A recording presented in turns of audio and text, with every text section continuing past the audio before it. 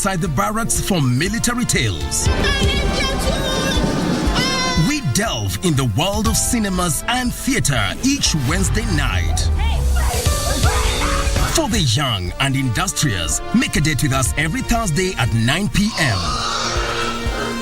Fridays are dedicated for my culture. On Saturdays, we go back in time for history in perspective. And on Sundays, we get to know the process of how things are done and made. KBC Channel 1 News features a whole lot of wonderful viewing experience.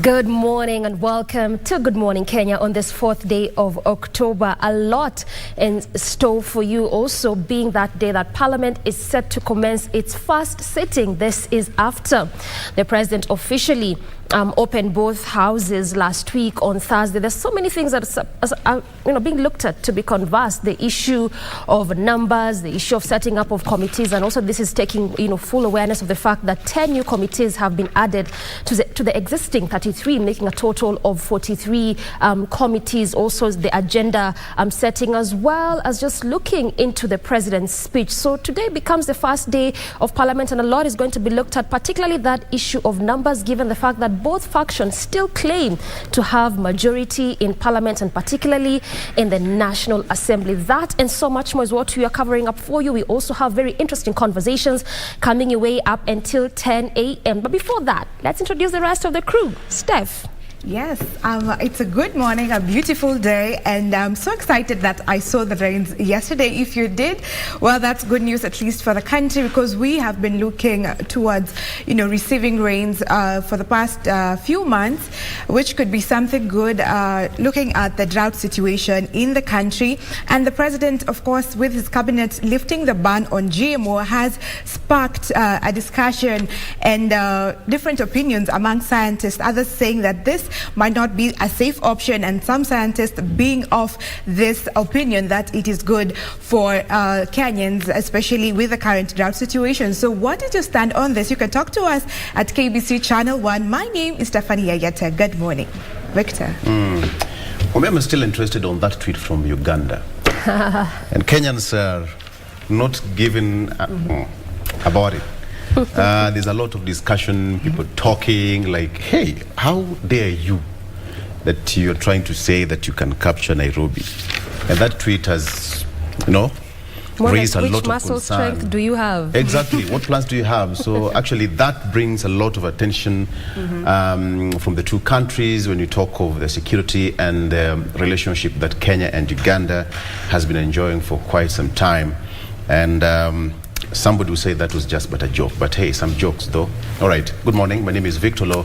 We have got so much to talk about after the news bulletin, so stick around. But for now, up to you, Regina. Over to you. Good morning. You are watching Good Morning Kenya, where we keep you updated on what is happening locally, regionally, and internationally. As rightfully put, I'm Regina Manyara. Thank you for making time this morning. So some of the development stories include government's turnaround in regard to matters of GMO at a time when the country is struggling with food security. That's one of the updates that we have today, amid a lot of, divergent views in regard to this particular move when it comes to matters of health.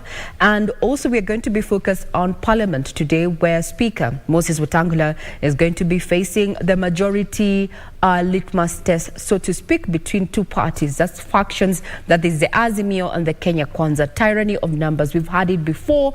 Is it going to play out during this administration or during his tenure? All that will be coming up in not too long, as well as what is a taxman doing to ensure that you and I do not feel the bite of high cost of living. Just yesterday, Commissioner General Githi Mburu confirmed that fuel and petroleum products are going to be exempt from the implementation of the inflationary excise duty, just to try and tamper down runaway inflation. All this will be coming up in not too long. For now, a quick breather. We'll be right back with the news. Do keep it right here.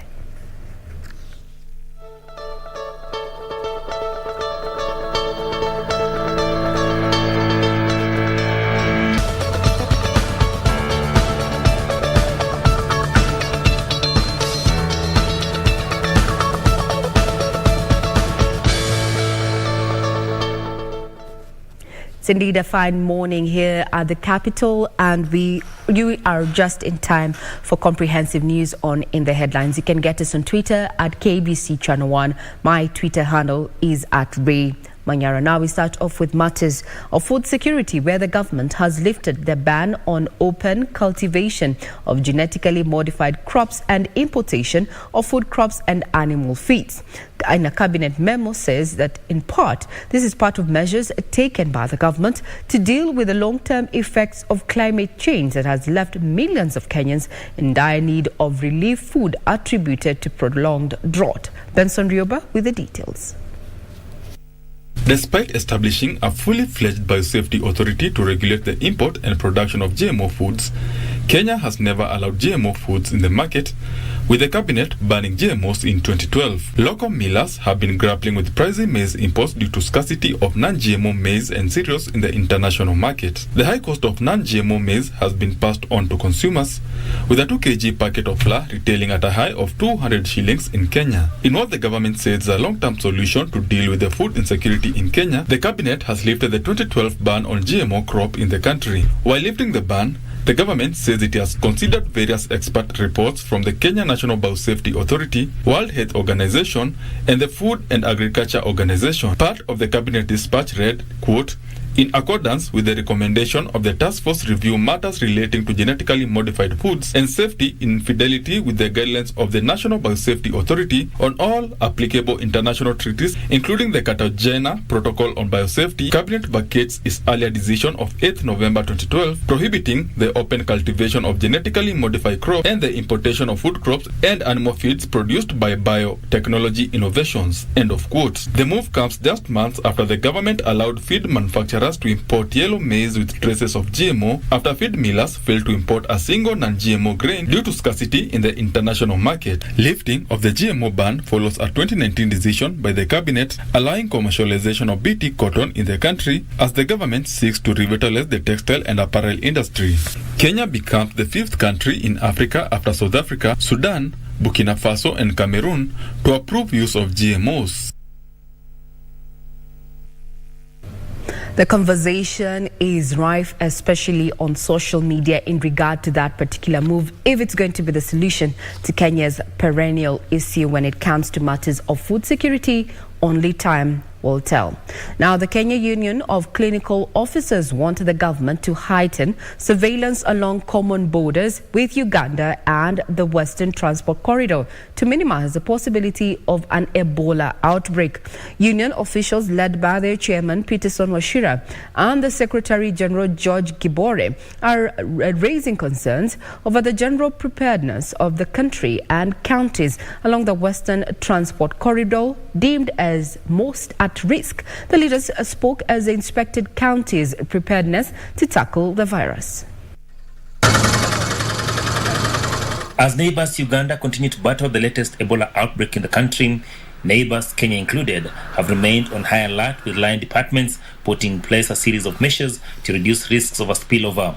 The Kenya Union of Clinical Officers is, however, not satisfied with preparedness the government has put in place. So we want to urge the government that we move with speed, sensitize, and ensure that we do the primary work that is supposed to be done in case of any case that we might get. Remember, it is very costly once it is in, but it can be actually managed if at all we start early before any case. They want increased surveillance along the Kenya-Uganda common border points and also along the Western Transport Corridor, considered as one of the most at risk of a possible outbreak. Vile ambavyo tumeweza kuona serikali za gatuzi na hata ile ya serikali kuu wamesema wako tayari. Lakini tukiongea na tukienda katika county na facility specific, tumerealize kwamba hakuna preparation. Yani check zile vitu zinatakiwa kufanya kuangalia kama wagonjwa wana joto, wana tatizo lolote lile, hata zile entry points za kutoka nchi zile ambazo tumetamka wako na cases already hazifanyiki. The union officials also want long-term strategic measures to ensure the country is well equipped to deal with future outbreaks of any kind. And we don't even seem to have learned from the lessons of COVID-19. We have not been able to learn and try and curb the shortage of health workers that we saw really affected us after COVID-19. The leader spoke as they inspected counties' preparedness to tackle the virus. Uganda has reported at least 7 deaths and at least 5 cases of Ebola virus infection. Kenya is yet to register any case of the virus. We'll continue keeping tabs on that, given that this is a virus that mutates every so often. Now, preparations for the national examinations for grade 6, class 8 and form 4, which are scheduled to take place between November 28th this year and the 23rd of December, are on course. This was reaffirmed yesterday during a cabinet meeting of outgoing cabinet secretaries chaired by President William Ruto. This is the second such meeting the president has held with outgoing cabinet secretaries. The president was also briefed on the ongoing reforms to attain universal health coverage. Good morning. How are you? Good. President William Ruto Monday held his second cabinet meeting after being sworn in. During the meeting with cabinet secretaries in the former President Uhuru Kenyatta's regime, the president was briefed on the preparedness of the country to ensure smooth running of 2022 national exams scheduled to be administered between 28th November and 23rd December for grade 6, class 8 and form 4, and also the commencement of the normal school calendar in January 2023. In order to realize universal health coverage, the cabinet reaffirmed on the need for all Kenyans to contribute towards the National Hospital Insurance Fund, NHIF. The administration also endorsed the proposed changes on the National Social Security Fund as they are geared towards reinforcing it. The cabinet also noting progress being made to fully establish the fifth administration, a process that will conclude with the appointments of the cabinet secretaries, principal secretaries and other senior ranks of the national executive by the president.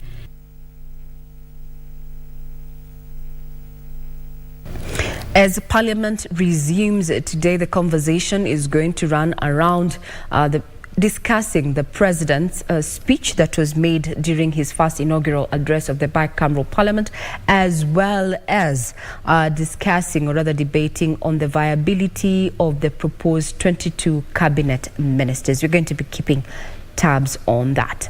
Now, police in Nairobi are holding 3 members of a Matatu crew arrested for various traffic violations. The arrest follows a tip from members of the public after a video of 2 touts displaying their acrobatic antics while holding on to dangerously to a public service vehicle in motion went viral. The National Police Service has cautioned those keen on emulating such actions of dire consequences. In the video that has since gone viral on social media, especially Twitter, 2 touts are seen displaying what the police term as dangerous acrobatic antics on the moving Umwene Sacco Matatu.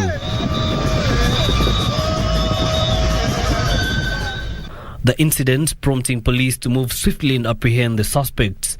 Through its Twitter page, the National Police Service confirmed 3 individuals, including the driver of the vehicle, are in custody, awaiting arraignment in court for various traffic violations. While condemning the conduct of the crew that posed a danger to the passengers and other road users, the National Police Service cautioned Matatu circles to instill discipline in management of their fleet and punish any rogue individuals.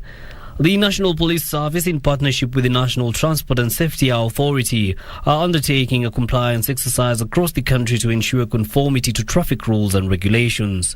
The Matatu in question is currently being impounded at the Buruburu police station, with the crew spending the night there, awaiting arraignment in court tomorrow. If you are on Twitter, that has sparked a lot of debate, even from the political circles there, who have been quite satirical in their comments in regard to the move that NTSA undertook to ensure that we have, good, or rather proper use of the road there. Imagine if just one of those two had a slip, they would be run over either by the oncoming car, and a family somewhere would have lost a loved one. We'll wait to see which direction the law takes in regard to that. Now to the corridors of justice. A 36-year-old woman who had accused Agriculture Cabinet Secretary nominee Mithika Linturi of attempted rape has withdrawn her complaints following a confirmation from the Director of Public Prosecution that the two parties are in agreement. The Chief Magistrate allowed the withdrawal and directed that the 200,000 shilling cash bail be paid by Linturi to be released. And today, the Director of Public Prosecution confirmed to the court that the woman and Linturi, now an Agriculture Cabinet Secretary nominee, had agreed on the withdrawal of the case. Chief Magistrate Susan Shitubi allowed the withdrawal and directed the 200,000 cash bill paid by Linturi, as well as 20,000 taken from him as police exhibit, be returned to him. The state shall release to the complainant and prosecution witness mobile phones that he took from them and withheld for use as exhibits. Meanwhile, a petition by the Music Copyright Society of Kenya against Kenya Copyright Board (KCOBO), accusing it of infringement and oppression, has been dismissed. MCSK had moved to court contending that they are not a collective management organization (CMO) within KCOBO, who they accused of infringing on its copyright rights and interfering with its operations under the guise of exercising oversight and control. KCOBO dismissed the allegations by MCSK, saying it was acting within the Copyright Act. Justice Anthony Mrima hence dismissed the petition, terming it unsuccessful.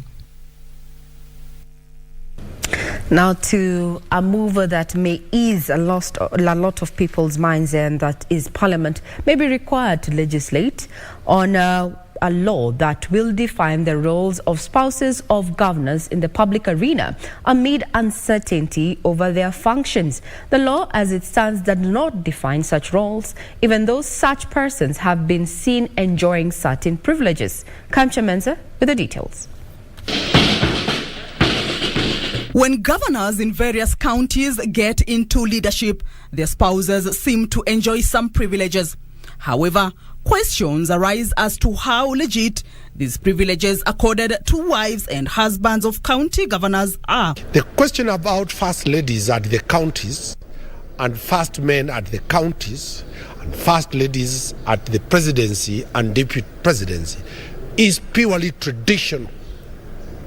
That this person provides consort. It is more marriage-based, more traditional-based, not any statutory provision. Lawyer Dunstan Omari says it is only out of courtesy that they have been given some peripheral roles under the governor's official duties, but there is no statutory provision to that effect. We are elevating this position into a position that Parliament needs to properly put a law that stipulates what they can do and what they cannot do. And if people are going to pass that law, then these women called wives, these men called husbands must go to the ballot. Clearly there is no law that provides for these people to exercise any public office. Omari opines that only those in leadership should be involved in county issues, a move that will also assist in saving taxpayers' money. You cannot attain a statutory provision to incur, to spend people's taxes by virtue of you being a wife or a husband. It is just respect. It is courteous. But we are now seeing it going further. To guard against risks of excesses by governors, perhaps there is a need for a law that will definitively address this lacuna. Indeed, this will help define exactly what first ladies and first men at the county level are expected to do and what is proper. We have seen over the last 1 week a lot of conversation in regard to what they can do and if they're supposed to even earn from the duties that they have been prescribed. Well, maybe the law, once it changes, it will be very defined. Now, the 13th Parliament is expected to start plenary sittings today at 2 p.m. Members of the National Assembly and Senate expect a full entry, which includes discussing the President's speech and consulting House business committees. Keshoke Washira reports. Having been oriented and inducted for the last 2 weeks, members elected to the 13th Parliament will officially begin plenary sittings on Tuesday. In the National Assembly, the first business will be the adoption of a procedural motion stipulating the time allocated for debating the address by the President William Ruto, delivered in a joint sitting of Parliament on Thursday, September 29th. Later, members of the National Assembly will proceed to debate the President's speech for 4 consecutive sittings. The mover of the motion, who in this case will be the Deputy Speaker, will have 20 minutes. Each member will get 10 minutes to contribute, while leaders of designate parties get 15 minutes each. MPs will also consider adoption of a procedural motion stipulating the time allocated for debating bills sponsored by parties or committees, individual member bills, motions, among others. Ugunja Member of Parliament Opiyo Wandayi, who will be leading the Azimio la Umoja One Kenya Coalition Party in the National Assembly, says the opposition coalition will endeavor to put the government in check. It does not really matter eventually how many of us remain true to our calling as members of Parliament who are not in a party or coalition that has formed a government. We could eventually remain 50, 40, 30, 20, 10, or even 2. But the task that is ahead of us shall be performed. That is of keeping this administration on their toes. In the Senate, MPs will consider a motion on approval of members of the Senate Business Committee and then witness the swearing in of nominated Senator Crystal Asige. Now, seemingly there, Opiyo Wandayi Ugenya MP there is speaking in regard to numbers. Now, legally, Azimio has 173 members of parliament, but Kenya Kwanza has 180 MPs after raiding their rival camp. Matters of numbers are likely to continue playing out at Parliament, and we're going to be keeping tabs on that, especially at the National Assembly. But he maintains that the role of the opposition is to keep government in check. That takes us to matters business, where the government has exempted petroleum products from the annual excise tax inflation adjustment that takes effect this month. According to Kenya Revenue Authority Commissioner General Githi Mboro, the exemption aims at holding the runway high cost of some commodities such as food and fuel. The Kenya Revenue Authority is this month expected to implement the annual inflation adjustment of excise tax as per the Excise Duty Act of 2015. Ukiangalia bei ya unga kwa saizi imefika shilingi 250 kwingine 230 na hii ina affect kila mtu. Those in authority to try to leverage and try to reduce the cost of living. This comes amid public outcry on the high cost of living, highlighted by the rate of inflation climbing to a 64-month high of 9.2% in September, mainly lifted up by high energy and food prices. The only category we are going to leave out are petroleum products because of the currently very high prices of fuel. So we want to support Kenyans in ensuring that that price of fuel doesn't go higher. To ease Wanjiko's cost of living burden, the government has exempted petroleum products from the annual inflation adjustment of excise tax. It will affect excisable products other than petroleum products. So all the other excisable products, we will make that adjustment.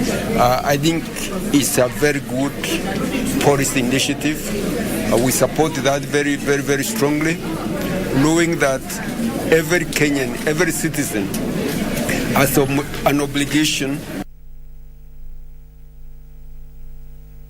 A welcome relief there when it comes to matters of petroleum products and fuel. Other than that, 6.3% excise duty is coming into effect this month. So in case you are going for shopping, expect a higher cost in juices if you prefer.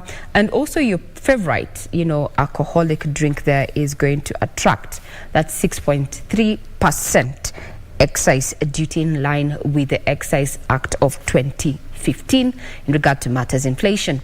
Now on to housing.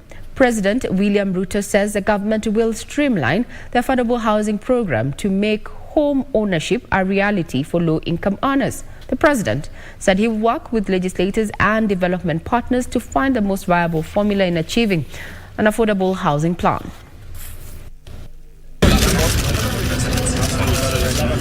President William Ruto said the government would target to construct 250,000 units annually through a public-private partnership that the developers are keen on.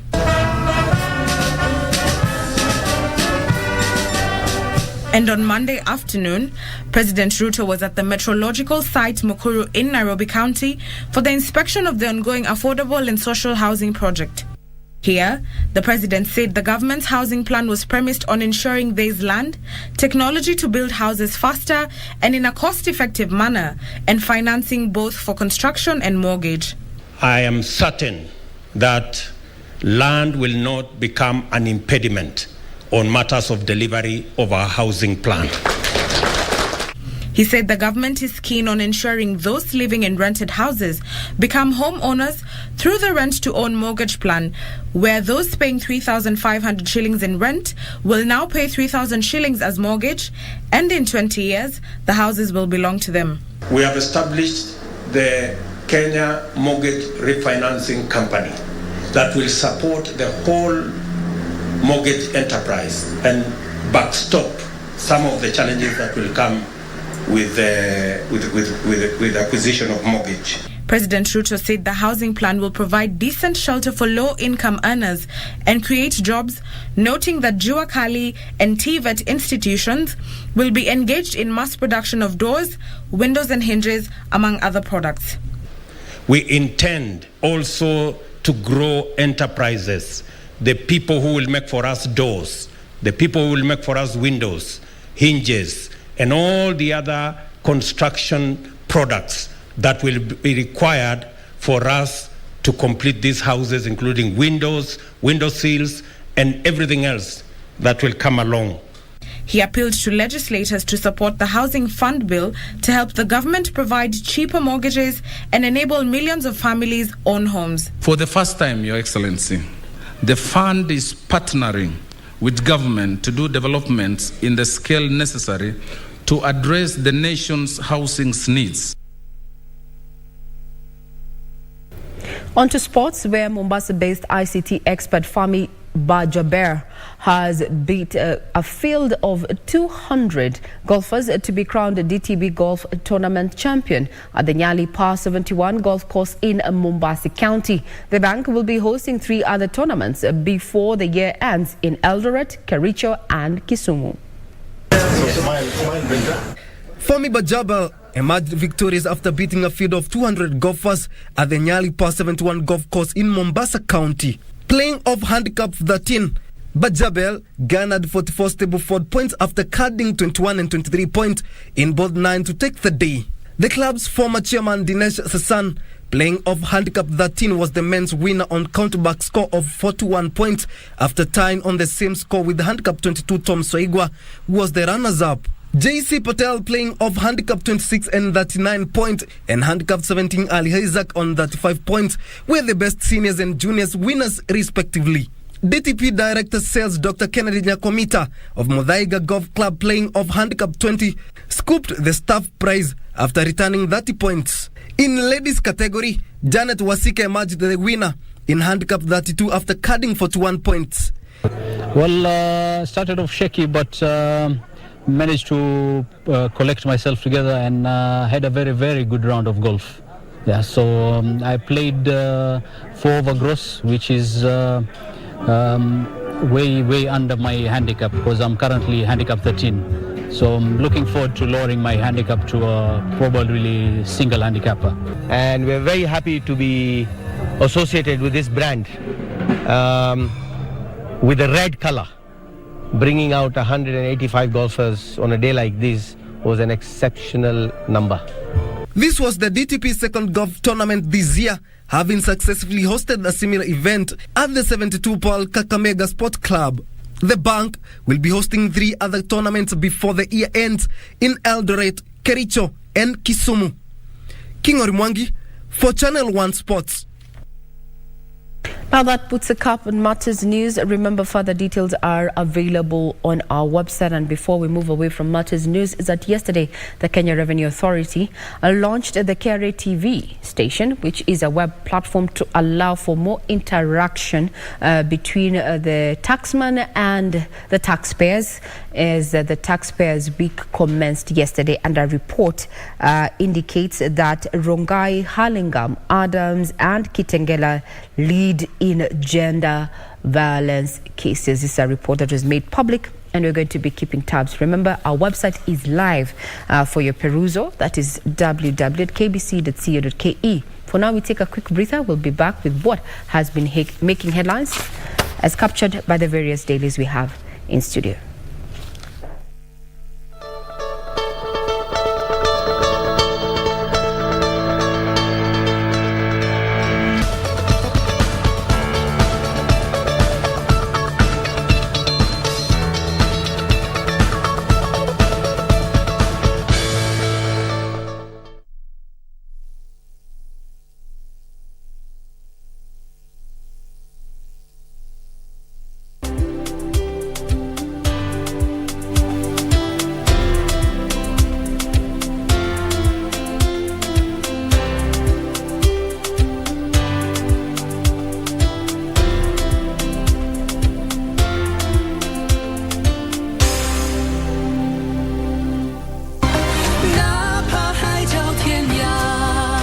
Betsy hates me because I went to Skywall and stole Mars's diagrams, which then brought about his death.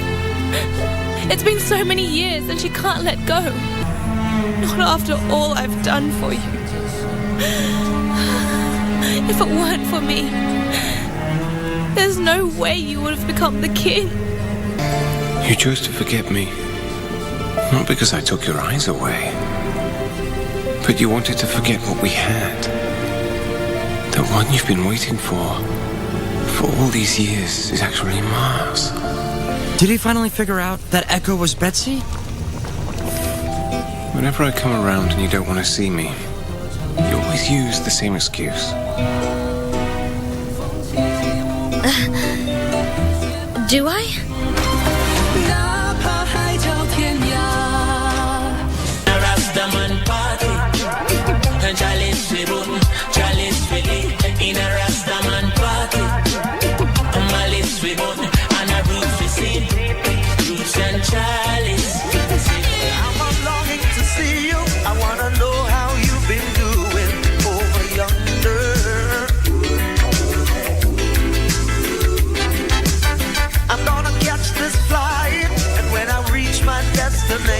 The road is long, but yes I know, got to reach the end.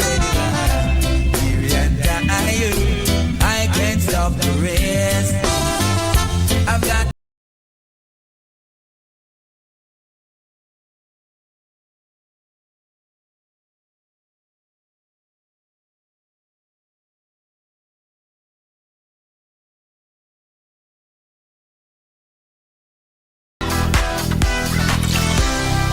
Nameless, a great artist, one of the best, and I'm biased towards. But if even he can't sing, he sings as if he's talking. Nyashinsky, please start a songwriting workshop. Lyricist. Funza hawa watu wa Gengeton kuandika lyrics za muziki. We went there, mwali. Yeah, it is very we need an intervention. I'm in a place where I went to look for a job into a certain brand, and they told me, sorry, we cannot work with you because you're a single mother. Can you declare what you do on TikToks privately?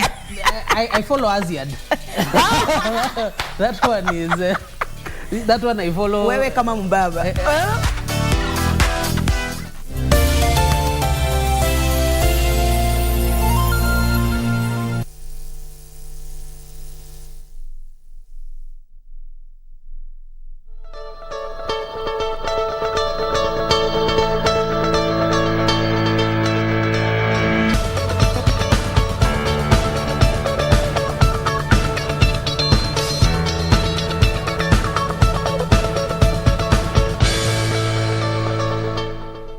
Very well, a quick look at what we have on our local dailies. On the front page of the Star newspaper, renegades lining up to topple Raila. Renegades lining up to topple Raila. A group led by Kidero, that is former Governor Evans Kidero, aims to entrench new political order. He's under pressure to pave way for new generation of leaders. That is Raila Odinga. He's under pressure to pave way for new generation of leaders. And here we have got Evans Kidero, David Ochieng of MDG, Nicholas Gumbo, Dalmas Otieno, and Okoth Bado, who is just an immediate former governor of Migori County. And yes, Kenyan in US accused of killing 22 old women. One of the 22 murder trials of a Kenyan accused of killing and stealing from elderly women in North Texas took off on Monday in Dallas, US.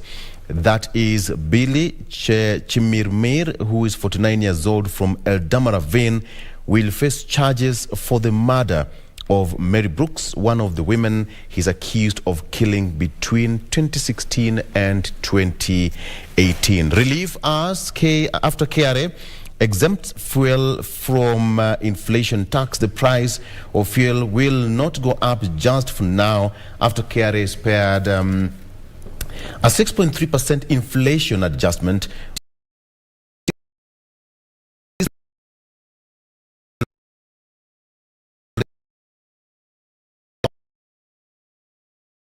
That 953.02 per 1,000 liters, and kerosene at 11,370.98 cents.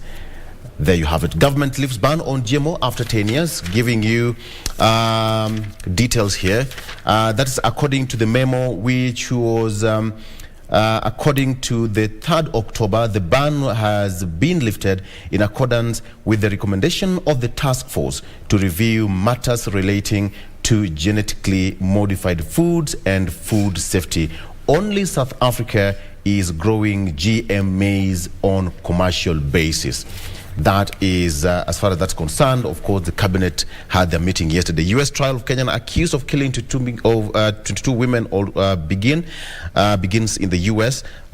2 teenagers killed themselves with fathers' guns in city. This has actually happened in a span of 1 week, and now is raising concern with the gun safety to the licensed firearm holders in the country. 5 arrested for allegedly spiking drinks, stealing cash. 500,000 shillings withdrawn from victim's account and his mobile phones stolen. The victim told police that he had gone to the club somewhere in Kilimani.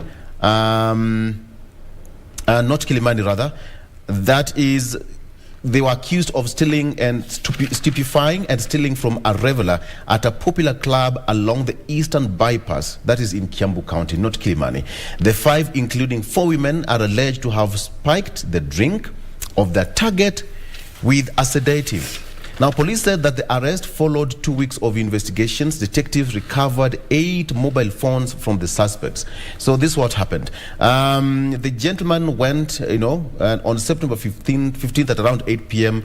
to have a drink when he met a woman, and they dined together. Then shortly after, the woman invited 3 women, friends, to join them as they continued to drink. And that's what happened. Thereafter, the gentleman said that he found himself in his car the following day all alone. And the victim told police that he lost 500,000 shillings, 2 mobile phones worth 90,000 shillings, and 3 ATM cards. Did you know that stupefying and spiking someone's drink, that's a felony and carries a maximum sentence of life imprisonment? Life. All right. And finally, new campaign to dethrone Raila as Nyanza Supremo. This is something that we're going to be discussing later on in the program. So this one includes former leaders and governors such as East Africa Community CAS Ken Obura and Ugenya MP David Ochieng, others as former MPs Martin Ogindo of Rangwe, Fred Out of Kisumu, Sylvans Osele of Kabondo Kasipul, Nicholas Gumbo Rarieda, and former governors Jack Ranguma and Okoth Bado. Now, some members say that they're still forming to have a strong party that will be used to push Raila and the Odingaism out of the dominance of Luo Nyanza. How that is going to happen will be an interesting development as far as that is concerned. Right, Steph. Yes, with me here is People Daily. Let's take a look at how the front page looks like, and we have Wanga on spot over President Ruto's Nyanza tour. This is the governor of Homa Bay County, and we saw the story yesterday, whereby the governor, together with other elected leaders, including her deputy and senator, all failed to attend the meeting where the president was there at AIC Church in Homa Bay County, and she has gotten a lot of negative feedback from people, and she says that she has nothing against the president. She was just out of the county. Some other news still on the front page is that alarms as youth firearms in suicide mission, just as Victor has mentioned in his paper. We have 13 years, which is the age of a boy who shot himself using his father's pistol on Sunday. And 21 is the age of youth who killed himself with a gun in Gigiri, Nairobi, when nominated MP Sam Coxon shot himself dead with father's gun. So this is also a story making news in People Daily. Also, queries over mystery cash paid to NSSF. The Auditor General raises questions about unexplained 266 million returned to pensions funds account. That is on Business News. And still, experts warn against thieves after Gachagua, that is the deputy president, and CBK dollars draw. We have this on page 6. So the financial analyst warned yesterday that the lack of clear communication policy between the presidency and the government institutions could cause panic in the markets. Their concerns follow Deputy President's comments about the forex crisis, which led to a rebuttal from the Central Bank of Kenya. The central bank said after liberalization of the foreign exchange market in the 1990s, all foreign exchange for private transactions are obtained from commercial banks. Going back to the front page, the main read is you can now grow GMOs, and this is the story across all papers. And they have given some statistics here, saying while GMO foods will ease hunger pains for many vulnerable Kenyans, there is a risk of exposing them to illnesses like cancer. And these are the statistics. 3.5 million number of Kenyans facing acute hunger, an increase from 3.1 million in April. And 11 million shortfall. There's an 11 million shortfall between number of bags of maize grown in Kenya annually and what the country actually consumes. In 2019, when the cabinet approved commercial farming of genetically enhanced cotton hybrids in Kenya, and 1.8 million number of bags of maize farmers can produce by February if the government approves growing of GM maize. So those are some of the stories in the headline. There's also more here. No COVID job, no salary for state officers.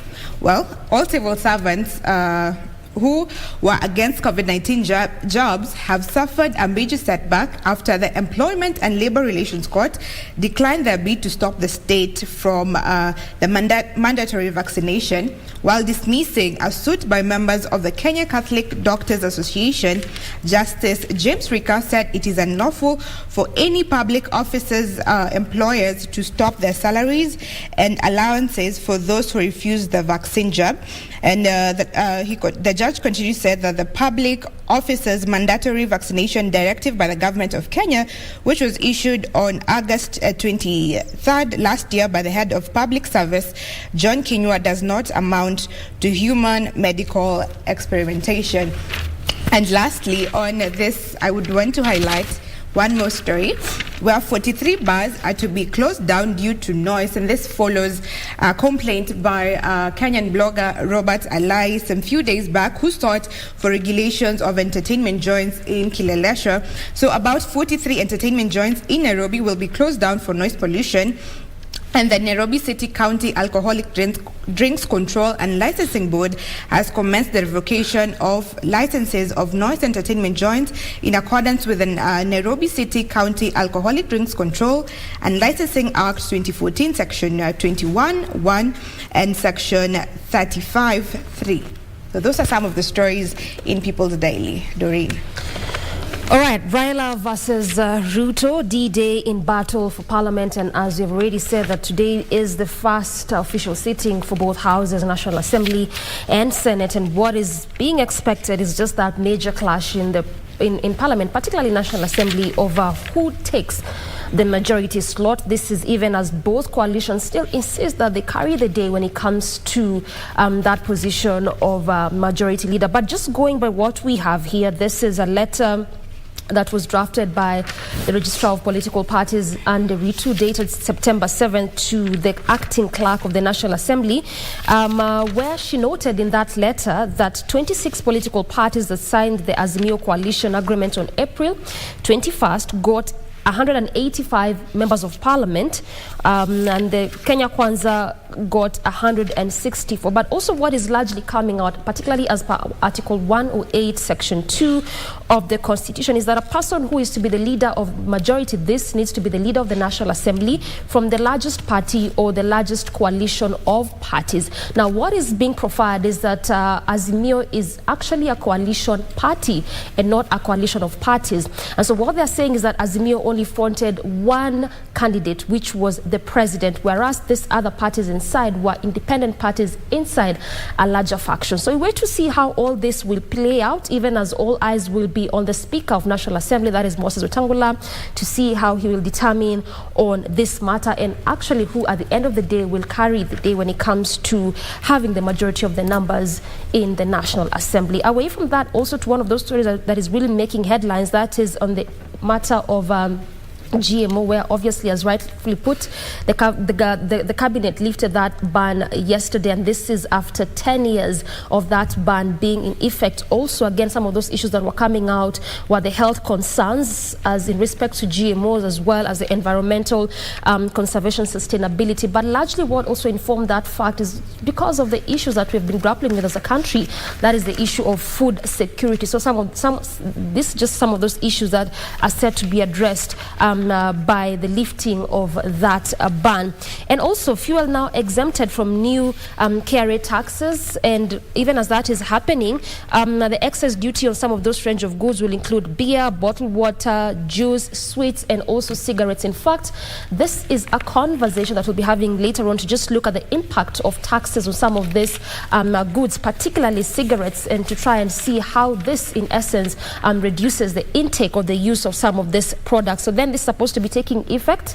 I think this should be this month, in line with the average annual inflation, and this is set to be an increase by 6.3%. So these are just some of those goods that you expect to, perhaps the prices to go high because of that increase in that tax. And lastly, Naivasha troubled as Mombasa gains in fight for port businesses. This port businesses, initially were in Mombasa County, but in 2019, the former president transferred those operations to Naivasha Dry Port. But we have seen the current president, that is Dr. Ruto, really returning back the operations to Mombasa. So depending on who you ask, the conversations will be different. Going by what is being captured in this particular article is that residents of Mombasa are now lauding the move as these businesses have gone back to as how they were. But also the question being put forth is that was it indeed a wise move by the former president to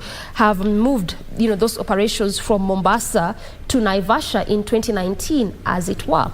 Regina. Now let's start off with stories that are making headlines across the world as captured by this particular daily that I have, and we're looking at a runoff in Brazil. That is after the two top presidential candidates there, that is Lula and Bolsonaro, failed to get the requisite support for either or to clinch the top seat. Back home within West Africa is at a delegation has been sent, a 15-man delegation has been sent to Burkina Faso, that is Ouagadougou, there to just have a conversation in regard to the coup and when the country is set to have elections. They have proposed 2024. There's been a spillover of coups, especially in the western region of Africa. And that is probably why that if you have been on Twitter, the comment by a general from neighboring Uganda, who happens to be also the son to Museveni, when he said that he would capture Nairobi in 2 weeks, well, it went viral. And I was looking at some political analysts who were just asking why then would someone text something such as that on Twitter at a time when Africa, especially the western region, western side of Africa is witnessing a lot of coups. And you can catch up with that on Twitter if you're on that particular platform.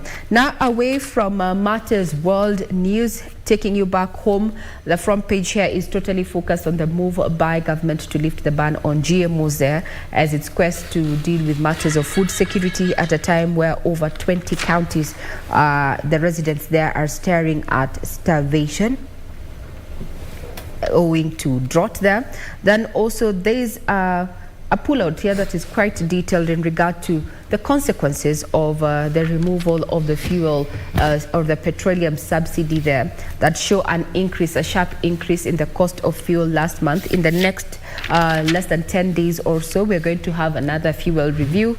And Kenyans alike, as well as independent oil marketers, have raised an issue in regard to the high global fuel prices there, with KRA yesterday there just opting to exempt imposing the inflationary excise duty on fuel and petroleum products to try and stem the high cost of living that is getting out of hand for a majority of Kenyans. So there's a fully fleshed out article in regard to the fuel subsidy and the scarred industry it left behind.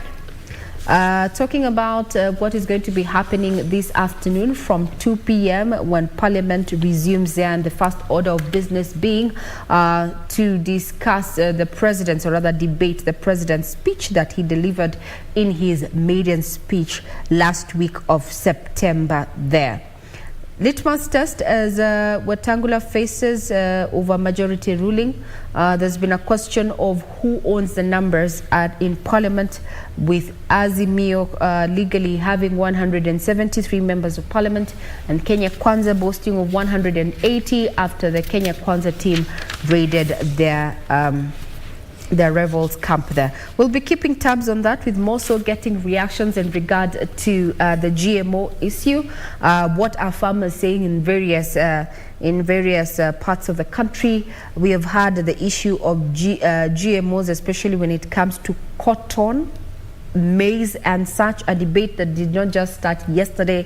This we have a whole timeline there that dates all over in the year 2000 there, when Kenya signed Cartagena Protocol on biosafety, and it ratified it in 2003, and the Protocol on Biosafety is a supplementary agreement to the Convention on Biological Diversity. We'll be looking at this particular development and the impact it will have overall on the agriculture value chain. An interesting read also with an interesting header. Loose cannon question, Gachagua and his many gaffes.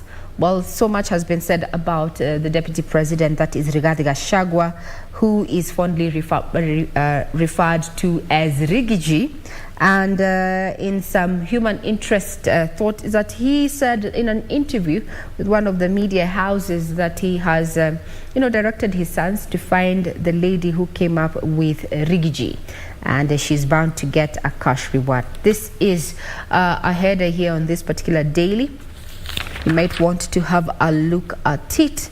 Then exams, class grade 6 as well as Form 4 and Class 8 on course, while stakeholders within the education system, as quoted by this particular article, this is none other than former higher education boss Ezra Maritim, who says the implementation of CBC is a case of putting the cart before the horse. There's been a lot of debate pre-election with a majority of Kenyans, or rather section of Kenyans, saying that we need to overhaul the CBC.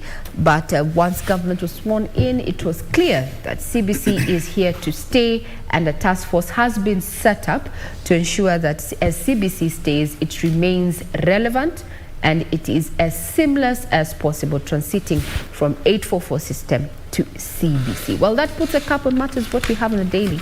I want to leave in the able hands of my colleagues on the other side of the studio, and we're going to be having several conversations in regard to stories that have been making headlines in as far as matters current affairs are concerned.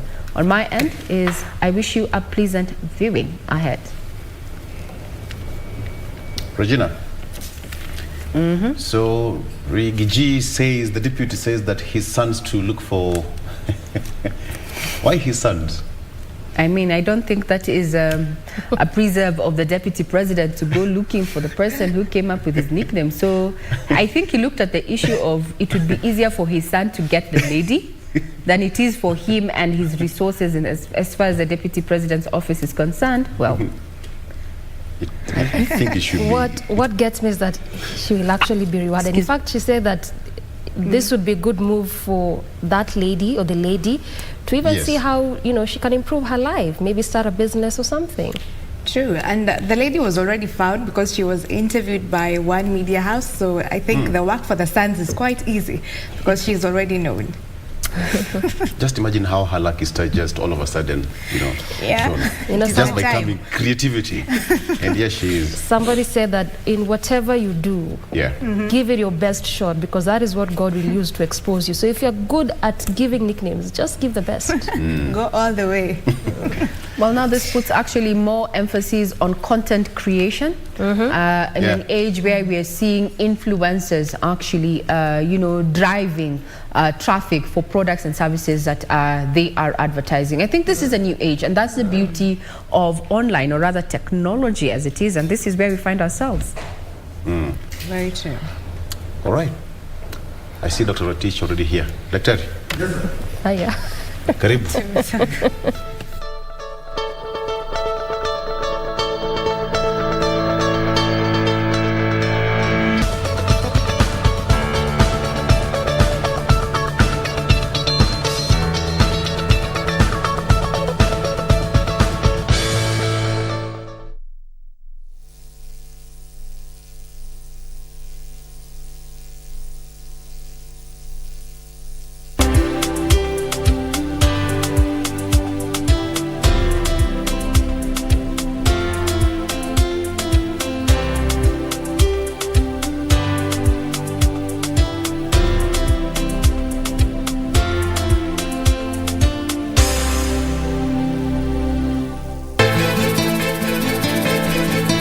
Sitaki kujua kuwa ni mtoto wa mtu wala ni mtoto wa jiwe.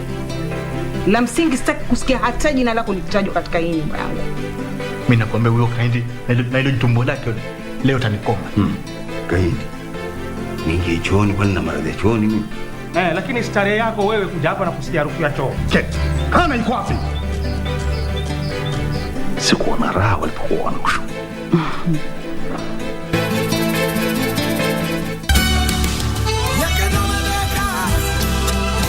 Auntie,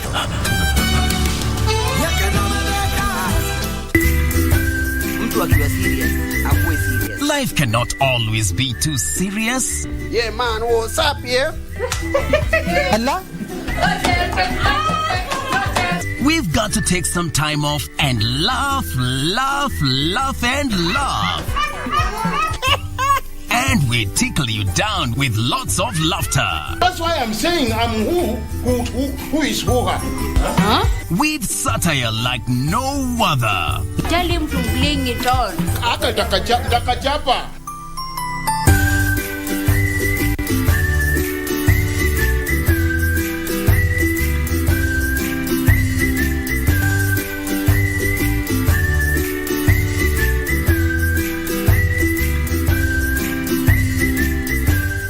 At KBC Channel 1, we put people at the heart of events with our captivating weekly news features. Every day, we are breaking new grounds with informative, entertaining, and inspiring human interest stories. On Mondays, 9 p.m., we have The Cabinets. Tuesday, 9 p.m., we get inside the barracks for military tales.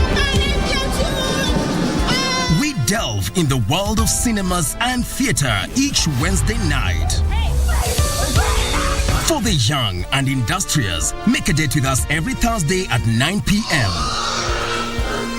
Fridays are dedicated for my culture. On Saturdays, we go back in time for history in perspective. And on Sundays, we get to know the process of how things are done and made. KBC Channel 1 News features a whole lot of wonderful viewing experience.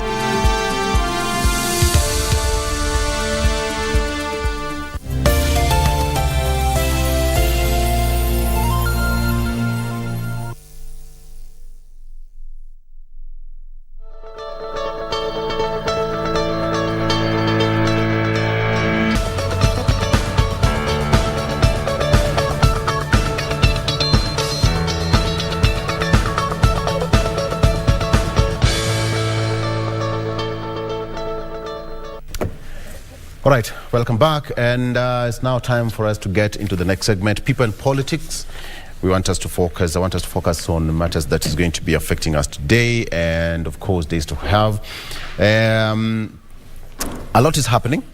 Cabinet sat yesterday and approved, among other issues, the GMO that has been uplifted. The ban has been lifted, and now, in an aim to cushion Kenyans against the ravaging hunger that we have currently, and of course we have Parliament will resume its official sitting today at 2:30 p.m.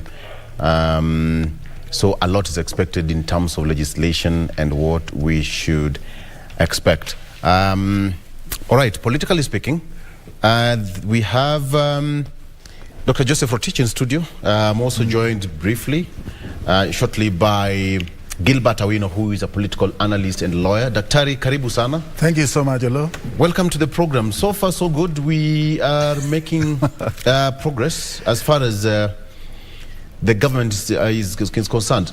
The issue of drought is affecting, and when you see the president calling for a meeting to ratify some of the decisions of the cabinet, the GMO, what do you think as far as that's concerned? I think it is actually real that we are facing a crisis as a country, having 23 counties affected by the drought. And you have seen a lot of late, a lot of animals dying.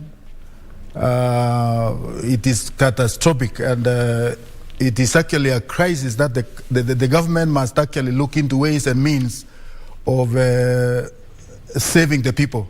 Because once all these animals are dead, it has also been reported that there is a lot of, lack of food. There is a food crisis in most of the places. And although unless the government address it and make it a national disaster, it may not actually attract the kind of attention that it deserves to save the many people, about 3.5 million people who are actually starving as we are talking today. And although the issues of the GMO, of course, this country must always look at those scientific findings which can really enhance the food production. And if GMO is anything to go by a law, we are not choosing now. We want plenty of food. We want to see farmers succeeding in their farming and then, farm productions. And if we have to go scientific law, I think there is nothing that can hinder the country actually of not changing the same. I know the whole issue has been very controversial. In the past, it has been, people were against the whole thing. But this is the time, law, that we must embrace. And such very demanding times, law demands also equal measure of the upper measures. And in this case, the government is actually going that not because there is a sinister motive. It is because of the need to satisfy the Kenyans as it is now. Right. As far as the food security is concerned. Okay. So according to the memo dated Monday, that is yesterday, 3rd, the ban has been lifted in accordance with the recommendation of the task force to review matters relating to genetically modified foods and food safety. The ban prohibited the open cultivation of genetically modified crops and the importation of food crops and animal feeds produced through biotechnology innovations. Now, the cabinet has also effectively lifted the ban on genetically modified crops. That is according to the memo. So that is all in the effort to cushion Kenyans from the ravaging hunger and to lift the effects of food production in the country. All right, joining me now is Gilbert Awino. Habari ya asubuhi. Nzuri bwana. I know. Daktari was here. Where's Gilbert? Where's Gilbert? Owina pita ndani. All right. Karibu sana. Yeah. We've just started talking this issue of GMO. It was lifted. Actually, it was banned 10 years ago. Yeah. But then now, when this cabinet sat yesterday, they ratified and they lifted the ban. What do you think? And according to World Health Organization, different lobby groups, and so far like African Biodiversity Network, they've also expressed concern, adding that the government is taking advantage of the hunger situation in the country. What do you think? Remember that it was banned in 2012, just before the current administration, yes. Still current because they haven't yet sworn in the new cabinet secretary. And now, look at the situation now. You have Matiang'i and the rest still sitting in the cabinet and asked to perhaps make recommendations and ultimately, solutions on the food security. At this point in time, based on where some of the cabinet secretaries were, you'd imagine that any proposal that comes before them now, they don't have the spine to, competently perhaps give the president the wise counsel that it's so required. My perhaps observation around this is that yes, we are quick to immune ourselves from the ravages of poverty and food. Yeah. But what I would really like to hear is what is leading to food insecurity that we have is because we do not have a conducive environment for growing of the food crop. So then what should we do? I would want a conversation around sustaining everybody to be able to have a small garden in wherever they are, because we have researchers have told us that rainfall in the last 10 years has remained the same. However, the distribution has been the problem. So why can't we talk about enabling smallholder farmers to be able to reget their crops and be able to, within 3-4 months, everybody should be able to at least get something on the table. Yeah. But when you take it to GMOs, then because our country is not, for food consumption, is not a commercially, oriented environment. It's just food for us to eat. So I know there comes a time when we'll pay for, the consequences of science. So I think a step in the right direction, but there is a lot more that the president could have done, considering that he's doing it with the old cabinet. Yes. People who don't have a spine, at this point, whatever they're told, they will just say, okay, pass it, mkubwa. That's it. Daktari, I'm wondering, because at the end of the day, Kenyans Kenyans are an interesting nation. Exactly. Yeah. You'd imagine somebody would say, you need GMO, stuck here. Do you think with the introduction of GMO now, 10 years later, after the ban has been lifted, then the government will have to work extra hard to convince the masses that, you know what, it's good for human consumption? As at the moment, although, if you have no choice at all, when you don't have food, and you can say it is better to have that which can sustain you now than to go dead. So in this case, when you say it's either you consume this one or you die, you have no choice but you have to consume it. Do we have to get to that position of A? No, but what we are saying, Olo, it is not that the Kenyans are endangered. I believe scientifically they have actually proven beyond any reasonable doubt that consuming these genetically produced products are actually safe.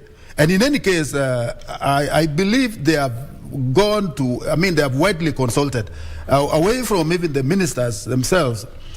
His Excellency the President, he was in the previous government, he's in this government when the GMOs was outlawed, he was there. And currently being the President, he knows very well the impact of this genetically produced whatever. And in this case, I believe by accepting, by condoning, by actually saying, let us proceed on with this genetically produced whatever, I believe they have done enough research. And they have just okayed the whole thing, knowing that Kenyans will be safe to grow and consume the same.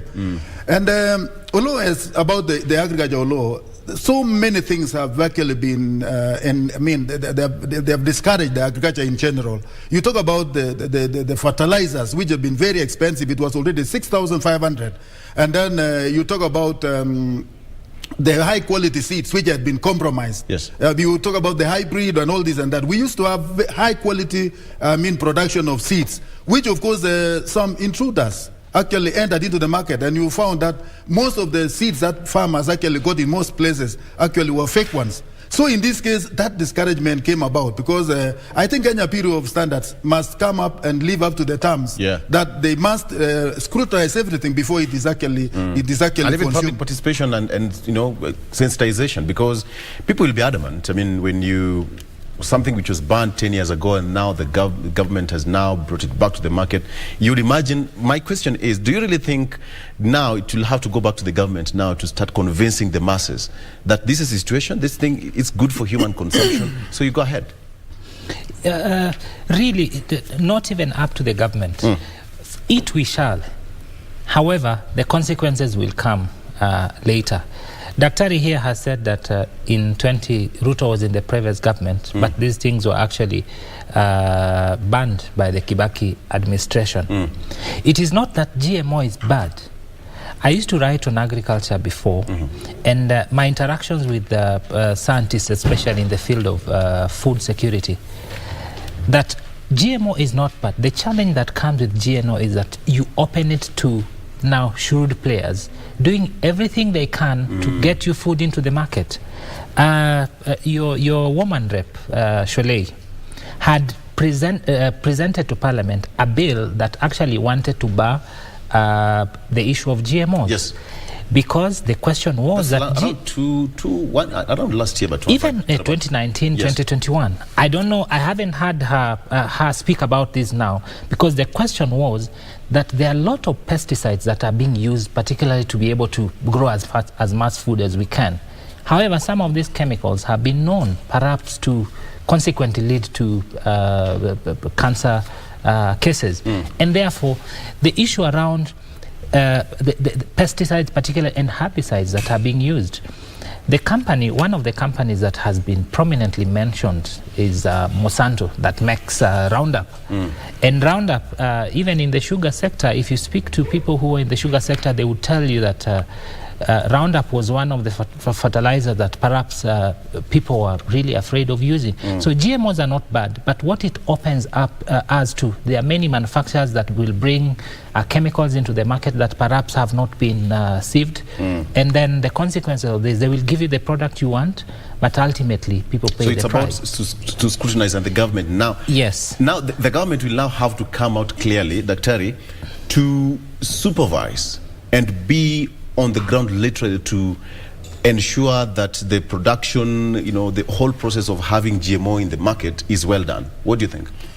I think, even as at now, there is nothing in this country that is consumed unless those who are actually imported by scrupulous businessmen without really passing through the Kenya Bureau of Standards. So that is something that is in practice, and of course, just like drugs, before any drug is actually accepted into the country, they must undergo a lot of scientific examinations to ascertain the standard and the quality of those things that we are. So to the GMOs, the government must also be very much aware that this is a product that had been outlawed some time back, and now that it is being accommodated in our systems or in our production, they must look at the quality itself, they must look at the standard, they must look at also the safety of consumption of these products. Because Kenyans are out there, they are hungry, and they want food.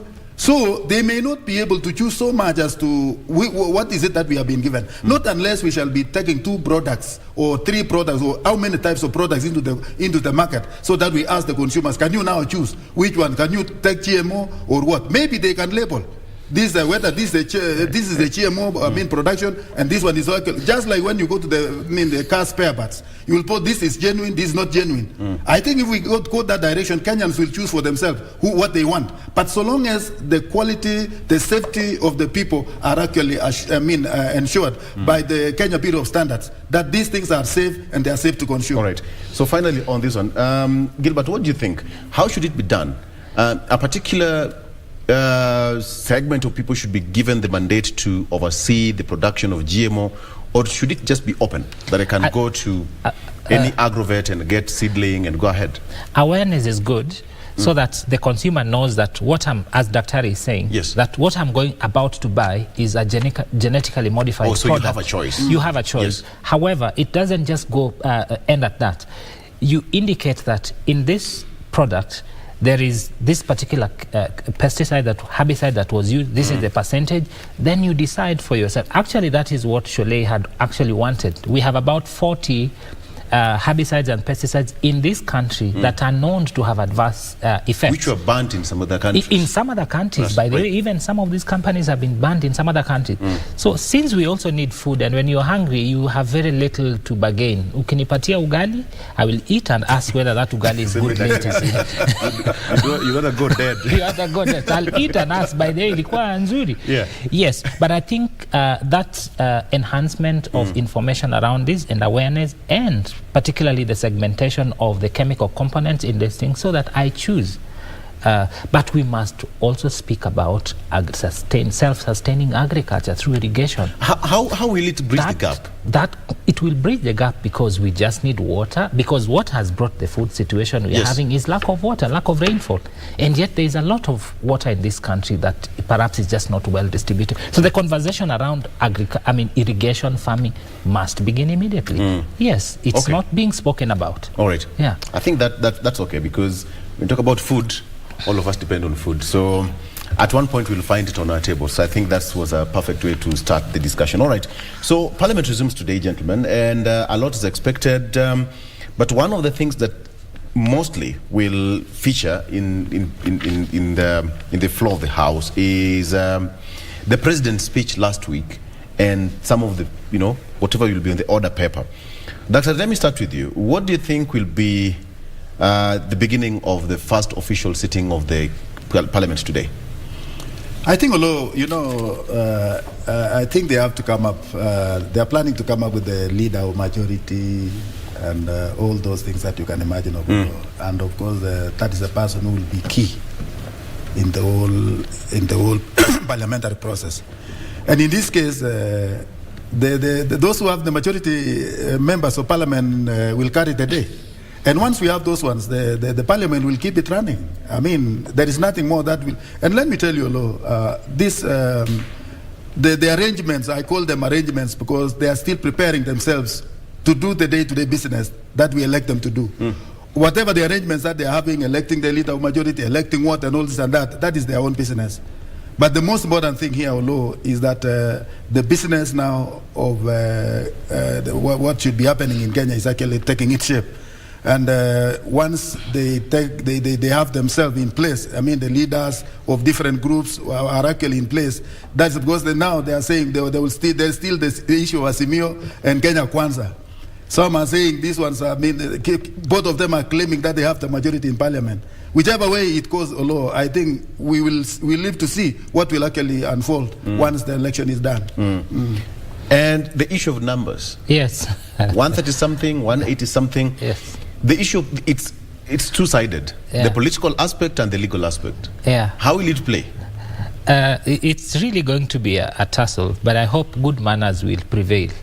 Actually, good manners just need to prevail because on paper, Azimio has more MPs than Kenya Kwanza. But just after elections, you have seen the reorganizations that are happening. I was once here, now I'm here. And that is really expected. But good manners, I think, should prevail because on paper, none of them has officially joined or perhaps written, except Moses Kuria, who did write to the Registrar Operator. I even saw a Gazette publication that is dissolving his party. And Opiyo Wandayi is angling for that position. And I had Kimani Ichung'wah also saying that perhaps the Speaker needs to be impartial. I'm imagining that the impartiality was referring to that is going to make a fair judgment that is going to be in the interest of all Kenyans. Whichever way it goes, I think the biggest task of the legislators in Parliament now, they are our representatives, fine. But the two other functions that they have, the oversight and perhaps legislation, the work begins today when they begin Parliament. And you know we have cabinet secretaries who are yet to be vetted. So I know they will also form their committees and each and every committee will take the respective cabinet secretary. Yes. So there is a lot in play, but I think the Parliament will be full of new things. Full of drama today. Because when you see Opiyo Wandayi, he's been campaigning quite, you know, so he really wants that position. Kimani Ichung'wah at the same time. And the president is quite adamant because he wants to have the full grip of Parliament. For the Senate is settled. The leadership of the Senate, the only thing that we're waiting for is now the committee members and whatever. But now leadership at the numbers in the Senate is a sealed deal.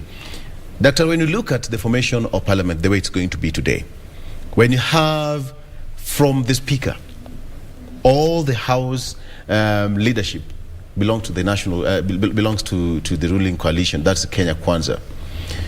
This sets a very heated ground for debates moving forward, because you'd imagine a house which is fully controlled by the government and we have the other side of the opposition.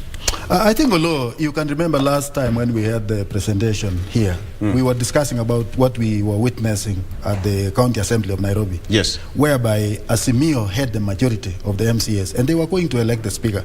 Now we have the governor of Nairobi being coming from the Kenya Kwanza, and the Speaker, the Speaker now is the leader. He's actually from the Azimio team. So I'm foreseeing something playing out during this. Who is to be the leader of majority and who is not to be the leader of majority. But one thing I'm seeing, although there is no way we would that we have the leader of majority from the opposition, and then I don't foresee that kind of scenario unless. If the mode of the election that will take place in Parliament will stick as per the party itself. If they will say those who voted under Azimio must vote as a block, then I'm seeing the risk. If they will vote individually as per their willingness, every individual member, irrespective of their party affiliation, then of course most definitely Kenya Kwanza will take the day as the leader of the majority. So depending on how the whole thing will be managed, although that will also determine the outcome of what is going to transpire in the Parliament. Yes. Because if they will stick to their individual parties under their umbrella, be it Azimio, be it Kenya Kwanza, and then I can see a real danger in the side of Kenya Kwanza. But if they will vote as individuals, away from their party affiliation, then Kenya Kwanza will carry the day. I'm quite interested in asking you, Gilbert, because do you see a situation where someone would go to court to seek legal redress? Because There is the legal aspect and the political aspect. These people who moved, some of the legislators who ditched Azimio to Kenya Kwanza are still legally bound to be in Azimio as far as it is concerned. And here it is, they are going for voting, and boom, we have members from the Azimio voting for the other side. Can someone go to court and challenge whatever happened on the floor of the House? You know, Parliament also has a role to make its own laws that perhaps then are subject to interpretation by the courts.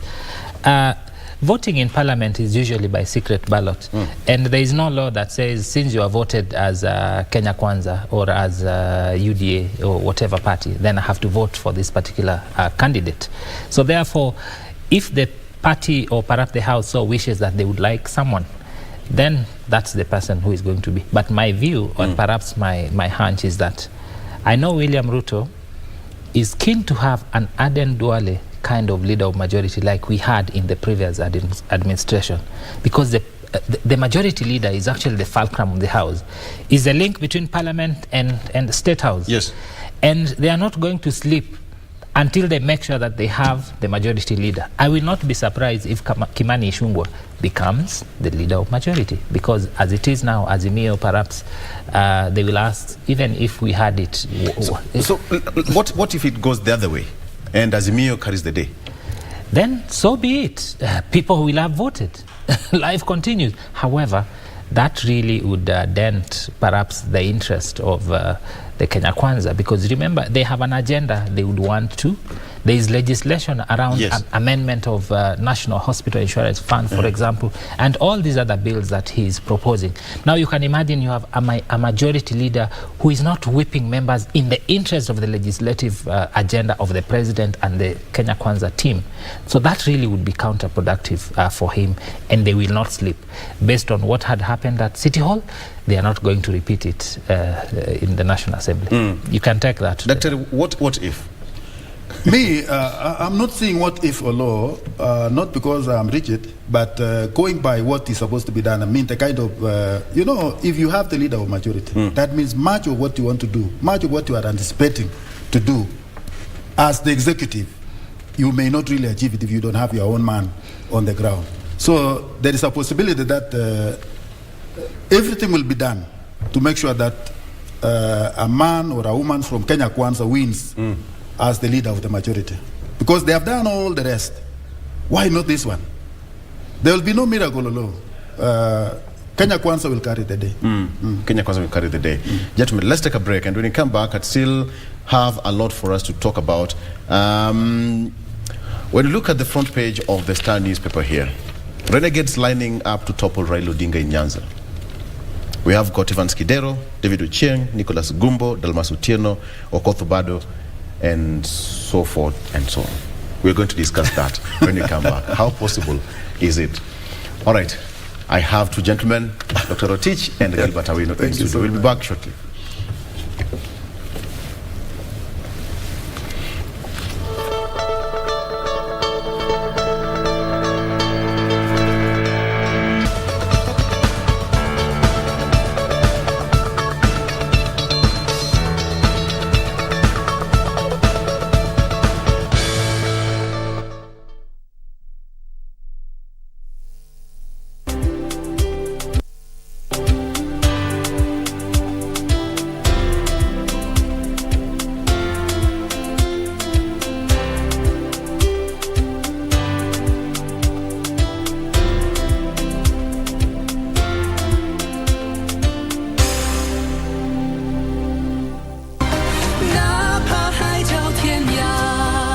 Betsy hates me because I went to Skywall and stole Mars's diagrams, which then brought about his death. It's been so many years and she can't let go. Not after all I've done for you. If it weren't for me, there's no way you would have become the king. You chose to forget me, not because I took your eyes away, but you wanted to forget what we had. The one you've been waiting for all these years is actually Mars. Did he finally figure out that Echo was Betsy? Whenever I come around and you don't want to see me, you always use the same excuse. Do I? Rastaman party, and chalice in a Rastaman party, a malice we bun, and a roof we sing, roots and chalice. I'm longing to see you. I wanna know how you've been doing over yonder.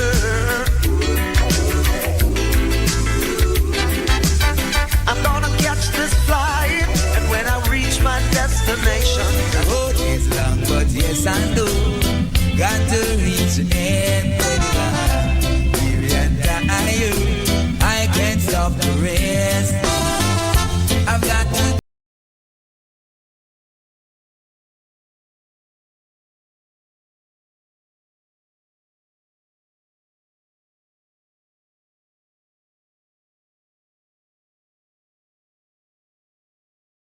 Songea tukupashe na zile ambavyo vitakupa tabasamu tosha. Hana mapenzi wala mahaba, mtoto mbaya sana huyu. What did you just say? Si utamthilia tu. And why you are saying that yeah.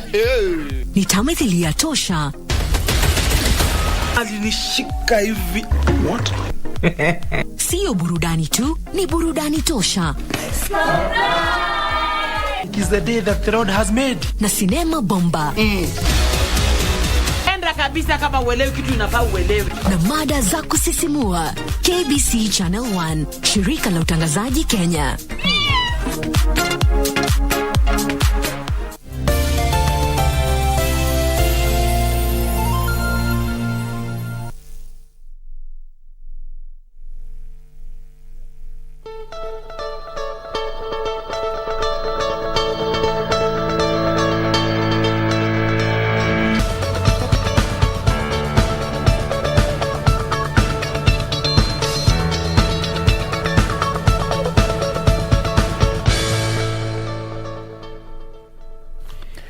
Welcome back. Now let's shift gears and talk about, there's a story here on the front page of the Star newspaper. All right, there you have it.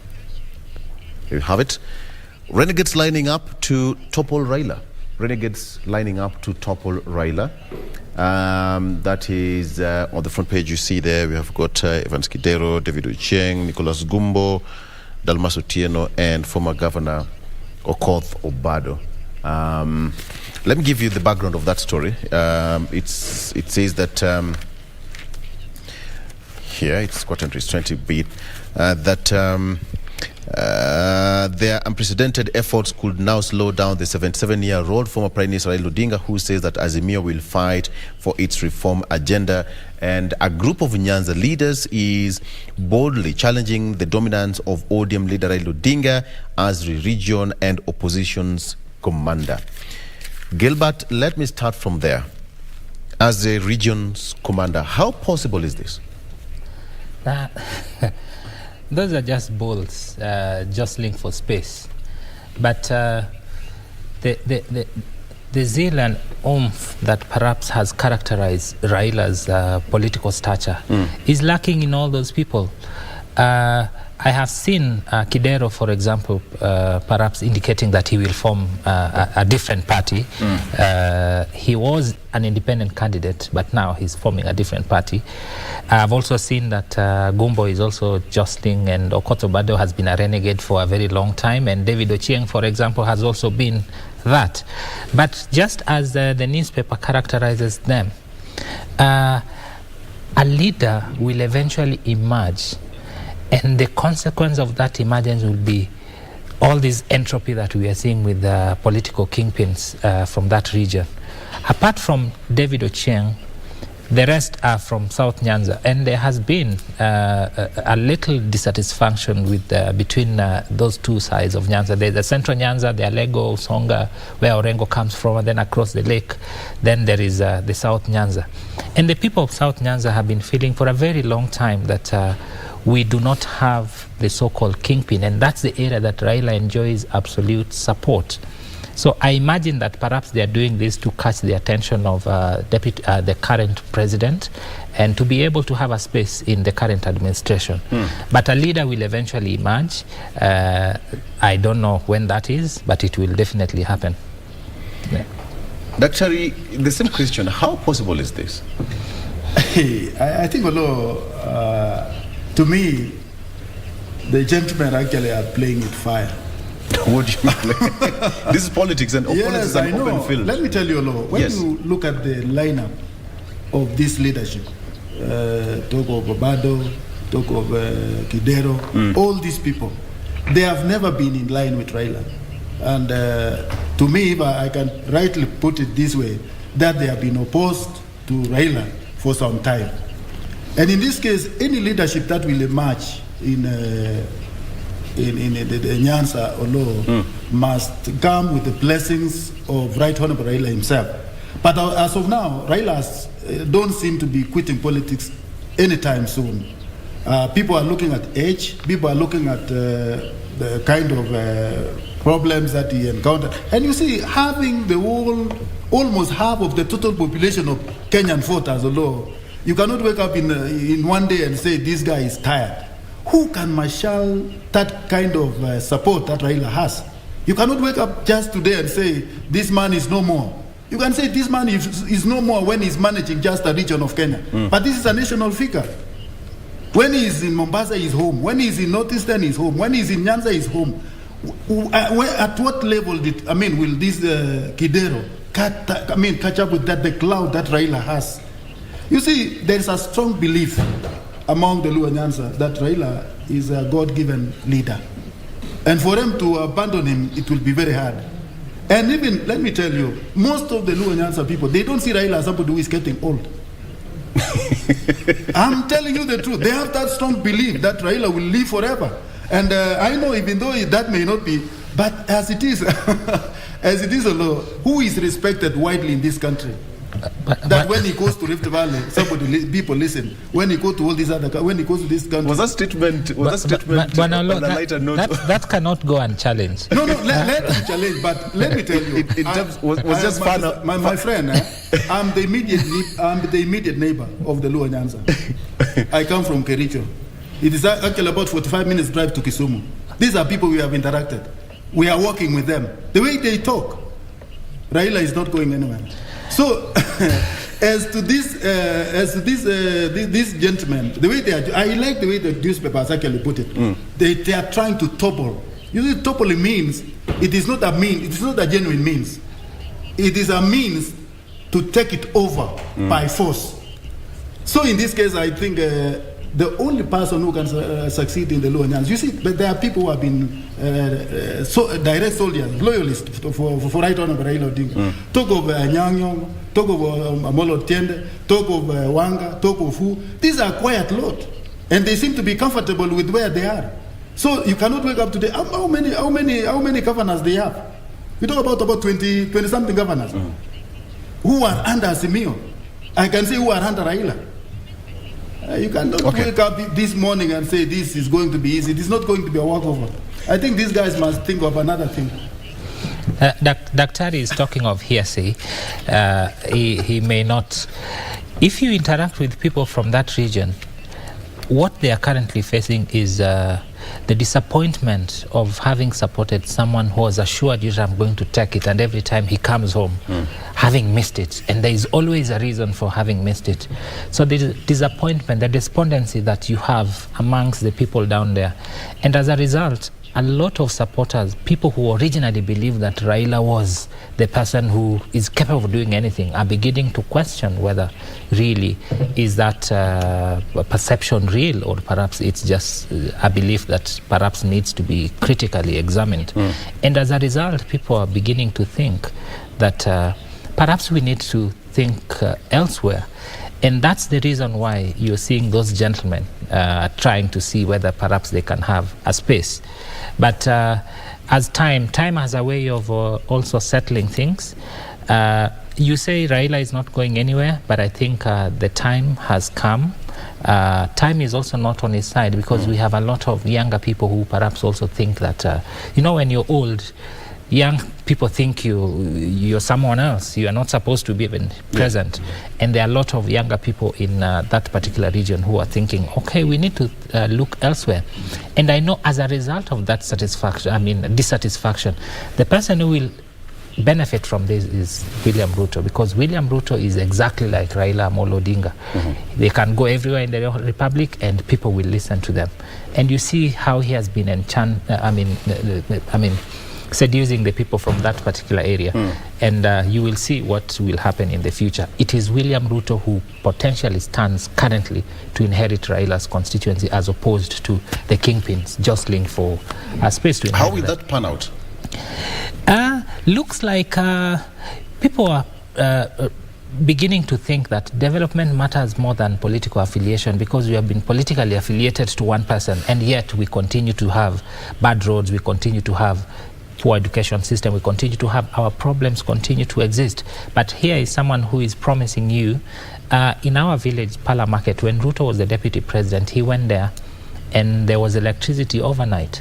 There is a road that has not been done, the road from Cadell all the way around the Homer Hills all the way to Kendobe. That road is poorly done, and it has been going on for the last 5 years, and Ruto promised that road is going to be done. So once they begin to see tangible, development appreciation, then you'll begin to see people responding in a positive manner. So essentially there will not be hostility that has been characterized in the past, or has characterized that area in the past, because of people are beginning to feel that. Let me ask you, when you talk of leaders like Evans Kidero, Nicholas Gumbo, David Ochieng, Dalmas, Okothobado, is there youth here? Depends on what you call youth. There is a constitutional youth, and then there is the youth, the contextualized, the political youth is in the agility, how strong, like Ruto, for example, can be defined as a youth. If you look at, most of these people can actually be referred to as young politicians, but I know none of them has the charisma and the charm that Raila Odinga has had. So if they are hoping that they would inherit, no. Some argue that, Dr. that Raila is completely under pressure right now to vacate the office, hang up his boots, or nurture some young talents. Of course, during the campaign, people would easily pinpoint, some personalities, person A, person B, person A, person B. But when you look at the political growth of Raila Odinga up to where he is right now, his story can be written for long. When you look at these leaders, do they really have that backbone to be at that level of where Raila Odinga is right now, to marshal, so to speak, the Luo, Nyanza, or the ODM backyard? I think although Raila has a very strong history, it is almost becoming, you can trace Raila's history like, it's almost like a religion, because whatever Raila has done has impacted positively to the lives of the people of this country in one way or another. Talk about the constitution, talk about all the changes that we have really seen in this country. He has played a key role in all those. And as my brother said, whatever is going to happen, if there will be anything called inheritance law, and the way I've seen His Excellency President doing as of now, so the other day he was in Homer Bay on a church service. And then he was in Mukuru Wanchenga. He's planning to visit Watu wa Kibra. And all these things, if you look at those movements, you can see the areas that he's moving to are more related to the people, the places that you find majority of the Nyanza people. And I'm foreseeing a situation of law whereby, you saw what he said in the church, an AIC church in Homer Bay. He said he's planning, and he said first he respects Raila Odinga and His Excellency President Uhuru Kenyatta. And he was asking the people, mutaniwachia niwaunganisha hawa. That is the language that nitawapanga hawa mutanikubalia. This is he's actually extending an olive branch. We had all the difference in politics, but it's a high time that we come together as Kenyans. What I'm foreseeing, Olo, is that His Excellency the President himself will reach out to Raila, that we say, Mzee, come we talk. And Raila is somebody who is also very, very keen in joining up a team that is winning. You know his politics. He can even go to a place where you never imagined that he could go. He may be the one determining who to be who in future, along with Ruto. He may be even the first one to say, Ruto, we will work together, but this is what I want you to do. This is what my people would want to see you doing. Or I want you to see, I want to see you actually doing this to my people. And by doing so, Raila will determine in future who will be the inheritance after his political retirement. But he will have to use somebody. He will have to join the government. He will have to bring on board, he will have to enjoy the kind of support that he has been even enjoyed during the time of His Excellency the President, Kenyatta. So in this case, what Raila is going to do is exactly what he did when he joined Uhuru Kenyatta, when many people could least expect that such a thing would happen. So the same thing may play out towards Ruto. He may join Ruto and enjoy that kind of company and the leadership of this country. And of course, even being in the opposition, he knows that you have to be in the government to enjoy most of the resources. So in this case, he will definitely ask the Nyanza people that this is the man you should sustain while bringing on board his own people, and not necessarily the gentleman that you are seeing. That you are seeing here, Akina Kidero and all those.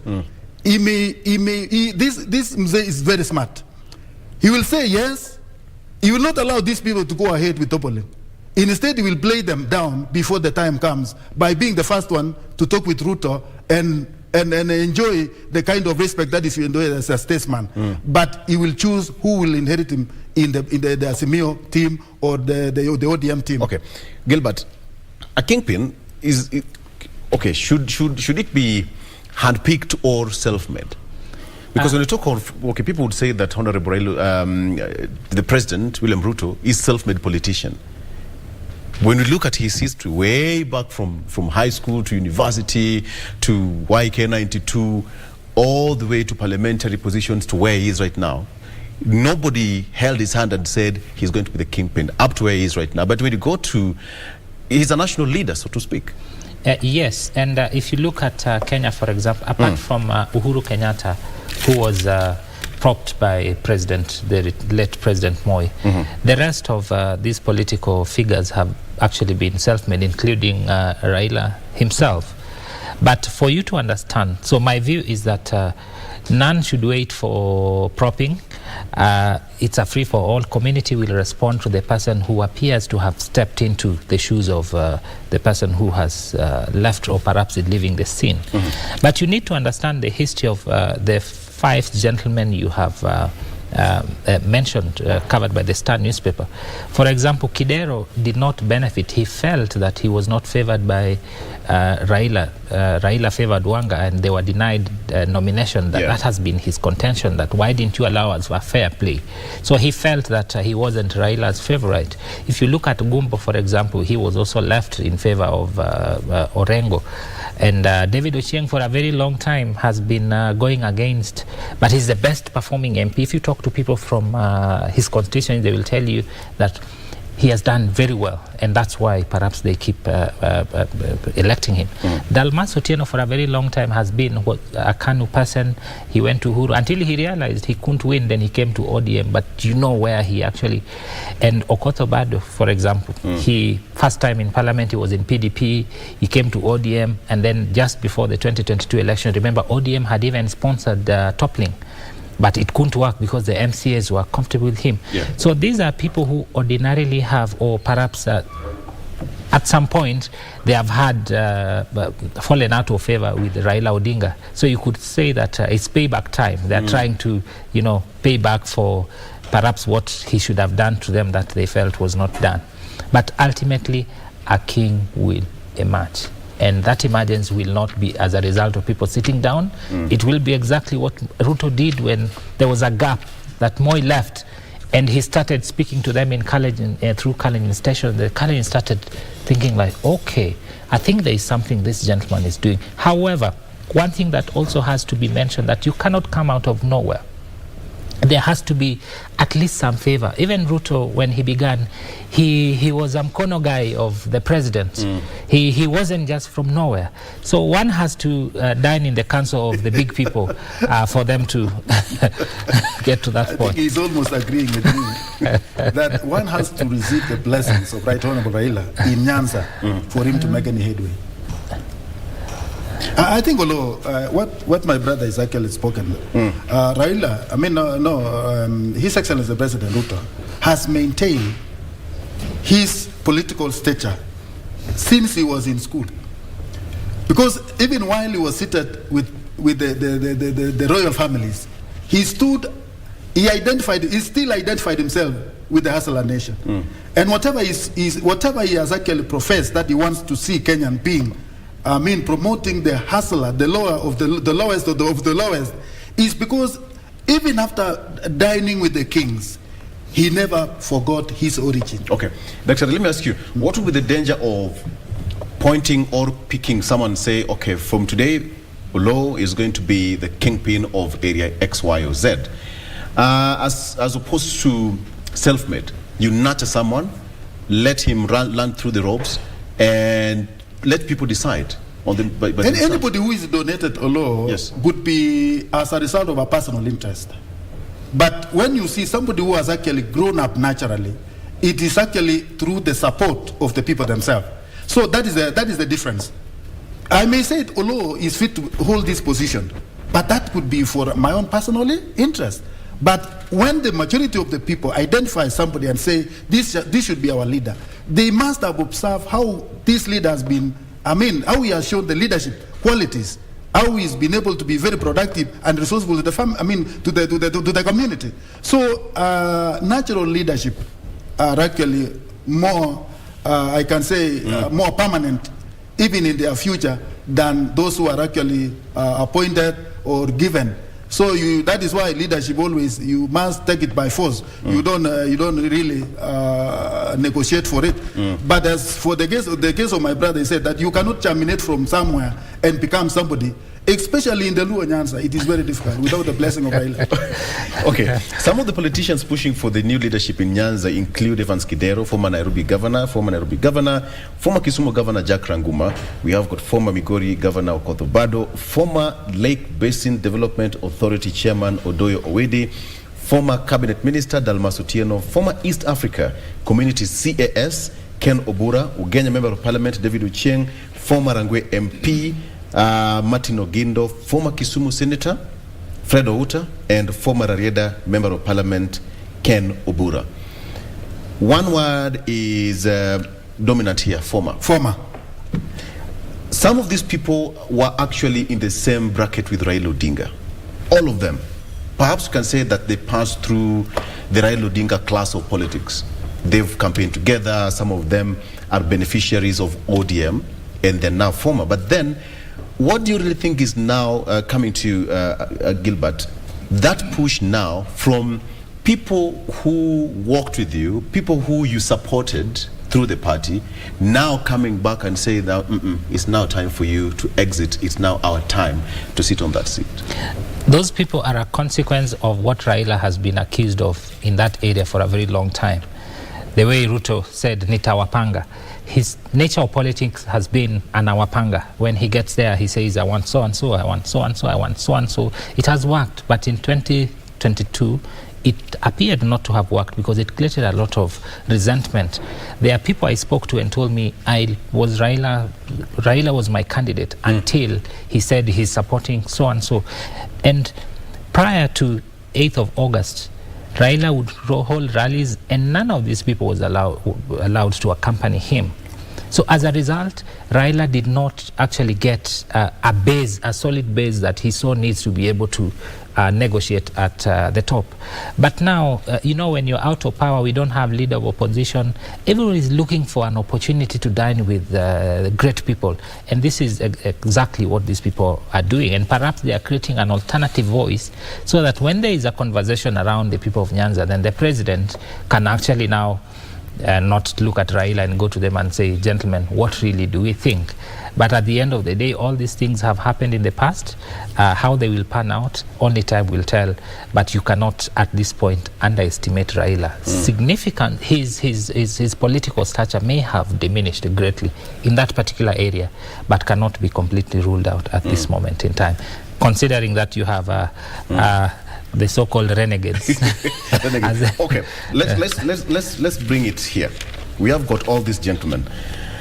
From all this lineup, so let's say, okay, fine, they've done it, they've toppled Raila Odinga. Let's just create a scenario. So who do you think would be the leader now?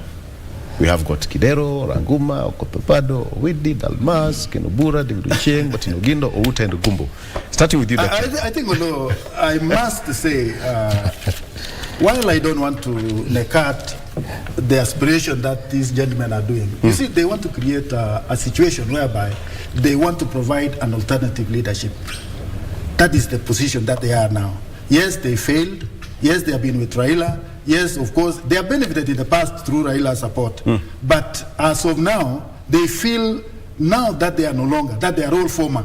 They want to cage up a position of an alternative leadership so that they can make themselves relevant to the current government. Because they are saying, if Ruto will look at them, they say, this can be my alternative. He will start with them by accommodating them.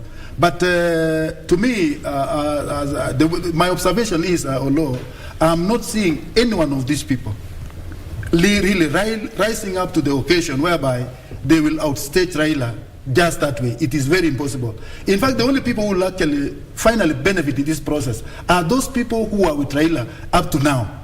Because Raila will not hand over a pattern of politics, I'm not saying a pattern of leadership, a pattern of politics to somebody who has been renegating, somebody who has been fighting him. He will not do that.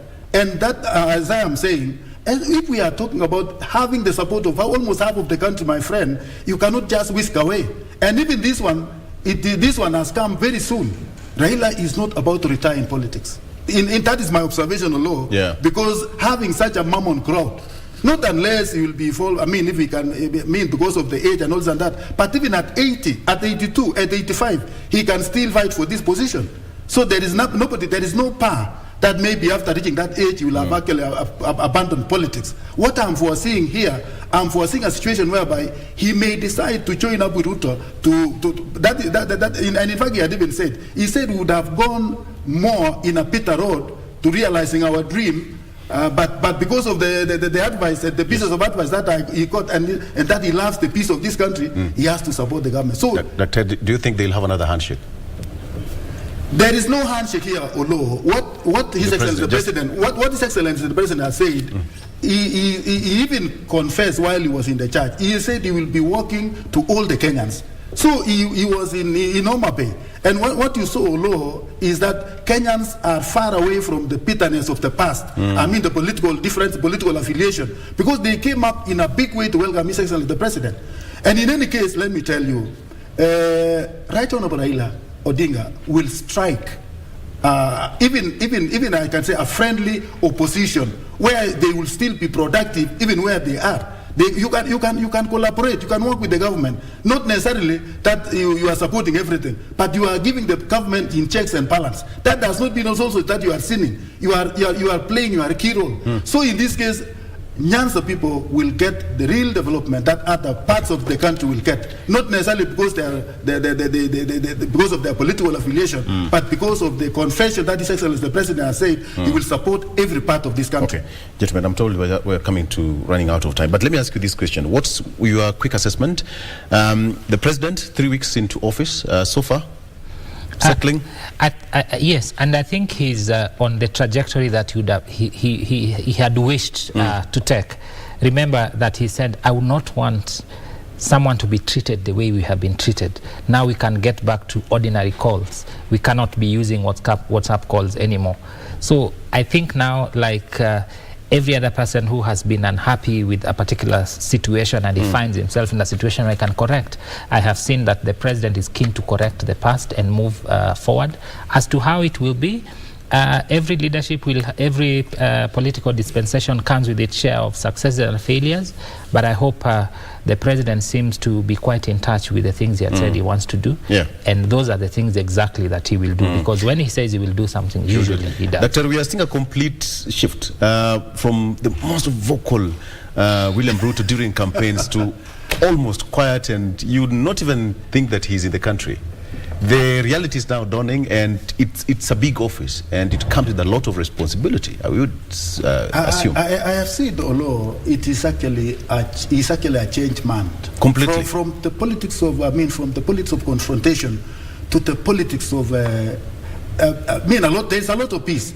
And even you saw when he was in Mukuru Wajenga, during this housing issue, he was asking the members of parliament, please, as we go back to parliament, vote for these policies. We cannot do this without you voting. He was requesting across the board that can we vote for these policies, that can we pass the laws that will enable us actually progress, that will enable us actually do what we had actually planned to do. So in this case, he's a very polite guy, he's a very shrewd, he looks forward, he wants to have everybody on board, and that is why there is that kind of mistake. People are thinking that they want to bring a one party state. That is not the case. What this is actually doing is to bring Kenyans together, to create an enabling environment for all the agendas that he had actually promised to Kenyans that he is going to deliver. And you cannot deliver in an atmosphere of hostility. So that is why he's calling for all the Kenyans to come on board. And as my brother said, that Ruto is a very Democrat. He's actually, akisema nitawapanga, he cannot dictate that you have to follow this direction. He also asks, can we do this thing? I've seen in most of the forums, I come from, these other regions whereby, alikuwa kiuliza wananchi, please, if it is possible, my own request, vote for so and so. So in this case, I'm foreseeing a change that will benefit Kenyans and Kenyans at large alone. When you see him, he's very potential. As much as we have actually emerged from a very bad economy, I'm seeing in the few months that we have, he has created a lot of confidence among the Kenyans that all is well. And what we are, as we look ahead, Kenya will succeed as a country. Gentlemen, thank you so much. I'm afraid we're running out of time, but things must be done kimpango, so that CPA tumepangwa. All right. Thank you so much, Dr. Joseph Rotich, who is an analyst, but an economist, with a lot of respect to that. I wanted to ask you how our economy is doing as far as shilling is concerned. There's that battle between the deputy president and the governor of the central bank, but hey, that's a discussion for another day. For another day. Let me say something. No. We are running out of time. Kindly. Thank you so much. Gilbert, we know who is a legal expert and a political commentator as well. Thank you so much for joining us. All right, that's where we wrap it up. We are taking a break, but GMK still continues after this.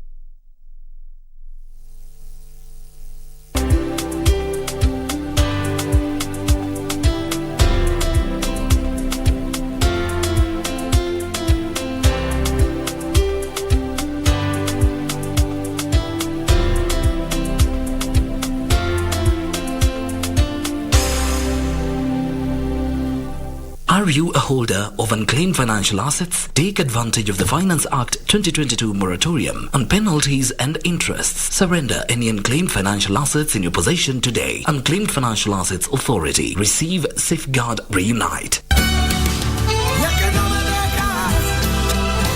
Auntie.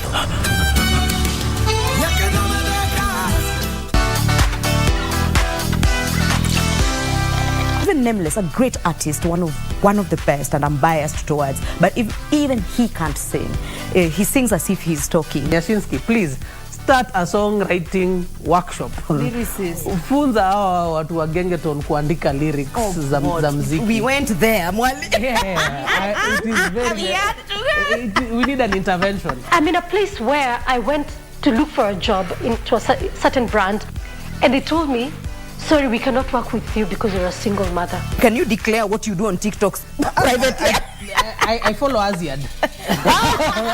That one is That one I follow. Wewe kama mbaba.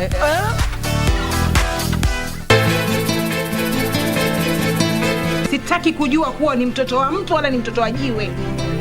La msingi sitaki kusikia hata jina lako likitajwa katika hii nyumba yangu. Mimi nakwambia huyo Kaindi na ile tumbo lake leo tanikoma. Kaindi. Ningi chooni kwani na maradhi ya chooni mimi. Lakini starehe yako wewe kuja hapa na kusikia harufu ya choo. Keti. Kana iko wapi? Sikuwa na raha walipokuwa wanakushuka.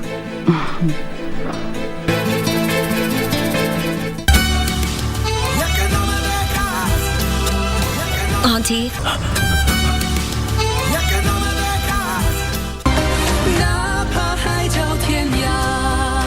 Betsy hates me because I went to Skywall and stole Mars's diagrams, which then brought about his death. It's been so many years and she can't let go. Not after all I've done for you. If it weren't for me, there's no way you would have become the king. You chose to forget me, not because I took your eyes away, but you wanted to forget what we had. The one you've been waiting for all these years is actually Mars. Did he finally figure out that Echo was Betsy? Whenever I come around and you don't want to see me, you always use the same excuse. Do I?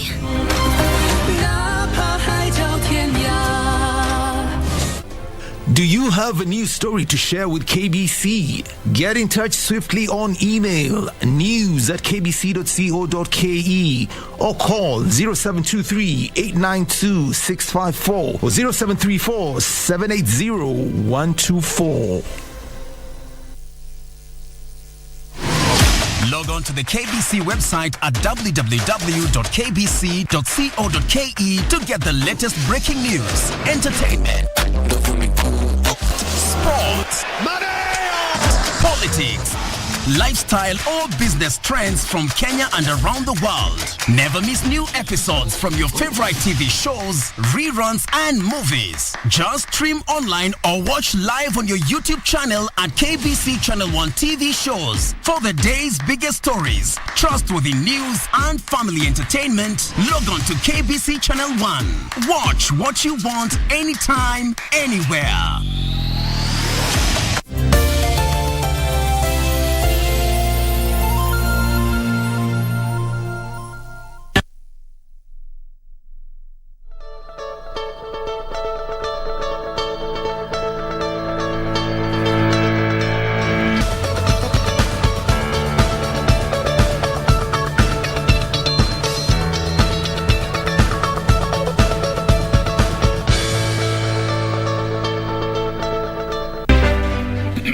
You've perhaps heard about what we call the e-cigarettes, or those that are transitioning, moving to what we call the fourth generation, coming all the way from the traditional kind of cigarettes known as the first generation, all the way to where we are. But what exactly are this? What products are this, and just what impact do they have perhaps to our health altogether? This is what you're set to converse in the next 1 hour, 10 minutes or so with my guests who are already on set. They'll be helping us unpack all this altogether: nicotine pouches, vaping products, the alternatives existing therein, all this in a bit to just understand what these products are. To my extreme left, that is Joseph Magero, who is the chairman, campaign for safer alternatives. Right next to him at the center is Dr. Michael Kariuki, who is a medical doctor and a researcher at the University of Nairobi. And next to him, to my immediate left, that is Dr. Nick Mutisia, who is a consultant pediatrician. Gentlemen, karibu sana to the program. Thank you. Let me just start with you, Daktari, at the center. Maybe just explain to us, when you talk about vaping products, what exactly are we talking about? What are these? Yeah, thank you very much. Just to add on my introduction, okay. I'm equally a consultant pediatrician and an epidemiologist. Mm-hmm. That is the study of distribution of disease, mm-hmm. and also interested in research. Mm-hmm. Vaping products, or so to speak, these are products that are scientifically known as electronic nicotine delivery systems. whereby the delivery of nicotine is put into a device that hits the nicotine and delivers the nicotine to the user. That is essentially what these e-cigarettes all entail. But in addition to that, we have many other forms of nicotine products. Of course, we have our traditional cigarettes, which are combustible, which have always been in use for centuries. And these are the cigarettes that are sold, cigarettes that are made at home. And the whole idea of the users is to try and derive the nicotine from these products. Then we have the ENDS products, the electronic nicotine delivery products, which are products that are heated through a device. And that product has nicotine liquid, which is vaporized. And that is why they are referred to as vaping products, nicotine vaping products. Then, of course, we have our modern oral nicotine products. These are the nicotine pouches that are put in the mouth to essentially give out the nicotine levels in that particular product to the user. Then, in addition to that, we have nicotine replacement therapies that are WHO approved. These are nicotine pouches, patches, nicotine gums that have been in use to assist smokers to quit smoking. Of course, we have other traditional forms of nicotine delivery, such as smokeless tobacco products, which we are all advocating that people should quit using. Thank you. And we'll come to those nicotine pouches momentarily as you continue this conversation, because also there's a lot surrounding, this product and then being available in the markets, as well as the risk there in much as you talked about them being approved by WHO. But let me come to you, Joseph. You represent a lobby group advocating for the less risky products. Of course, as the chairman, campaign for safer alternatives. Talk to us about these alternatives and just what makes them less risky. Thank you very much for the question. So in our organization, we advocate for smokers who are unable to quit or unwilling to quit smoking to switch to products which are less risky according to And this is scientific specifically evidence. smokers? Yes, just it's strictly important for us to emphasize on that. Yes, we don't advocate for someone who has never taken up smoking to use the products. However, if you are finding it difficult for you to quit smoking, then it's just to let the smoker know that there are a lot of products available that they can opt for that would help them reduce smoking or quit altogether. These are products like, for example, the WHO recommended nicotine gum, nicotine patches and lozenges, but there's also new products that are coming up in the market, such as the nicotine pouches, electronic cigarettes and heating products as well. So what makes them less risky is that none of these products contain tobacco. If you may not be aware that what causes the majority of the harm for a smoker is the burning of the tar of the tobacco that releases tar into the system. That's what causes majority of the harm. But nicotine on its own is not carcinogenic. It doesn't cause cancer. That's why even WHO has listed gums and patches as essential medicines. It's just to let you know that they also understand that nicotine is not the issue here. So if you can get the smoker to switch to products that only have nicotine, then it will be much safer for them and you reduce the smoking that's in the country. Nicotine is not the issue, Dr. Nick, but what data, also coming from that background of data research, being a scientist, what do we have out there in terms of data and science as to what attributes to this product becoming less risky? Because then one may think, if you're already a smoker, whichever form you use, why are we getting alternatives for you? Thank you for having me. Yeah, as you've heard, my name is Dr. Nick, and let me say that let's look at the science. Okay. We need to ask ourselves, why is it that when you start smoking, you get hooked up and it gets so hard for you to stop smoking? And the reason is because when you look at the science is that nicotine, when you take nicotine, you get physical dependence and you get psychological dependence. And for you to be off nicotine, then you need to be relieved from physical dependence by the nicotine and relieved from psychological dependence from the nicotine. And so for you, if you are a smoker and you have been walking that path and you have been desiring to stop smoking, you need to understand that what gives you that urge every day to go to look for the cigarette is the nicotine. And let me emphasize this here. Nicotine does not cause cancer. And I repeat, nicotine does not cause cancer, but what causes cancer is burning a combustible cigarette. That cigarette has tar, that cigarette has carbon monoxide, that cigarette has toxicants in it, and data has shown over and over time that when you continue using that, burning that cigarette, then you are exposing yourself to toxicants that are putting you at risk of getting cancer. So having known the science that people are not able to stop quitting by their own because of the physical dependence and psychological dependence, then we look at these entities. For us to make scientific interventions, then we need, for the physical dependence, we need to look at how can we handle the nicotine. And that's why in 2015, WHO came up with a nicotine reductive therapy, whereby we are going to reduce your nicotine into levels over time. And this is, you find that the smoker is put on the therapies, that is the nicotine, that has less harms. For example, what do I mean by that? That is less risky. So when you burn the cigarette, this one has more risk. The nicotine pouches, the one you have had that will be approved, the nicotine replacement therapy approved by WHO, they have less risk. They don't cause cancer. That is one and for sure. So when you are put on this nicotine by a clinician and you are followed up over time, it is tapered down, given in smaller amounts, then for sure you are able to be off using the cigarette that has been hooking you up.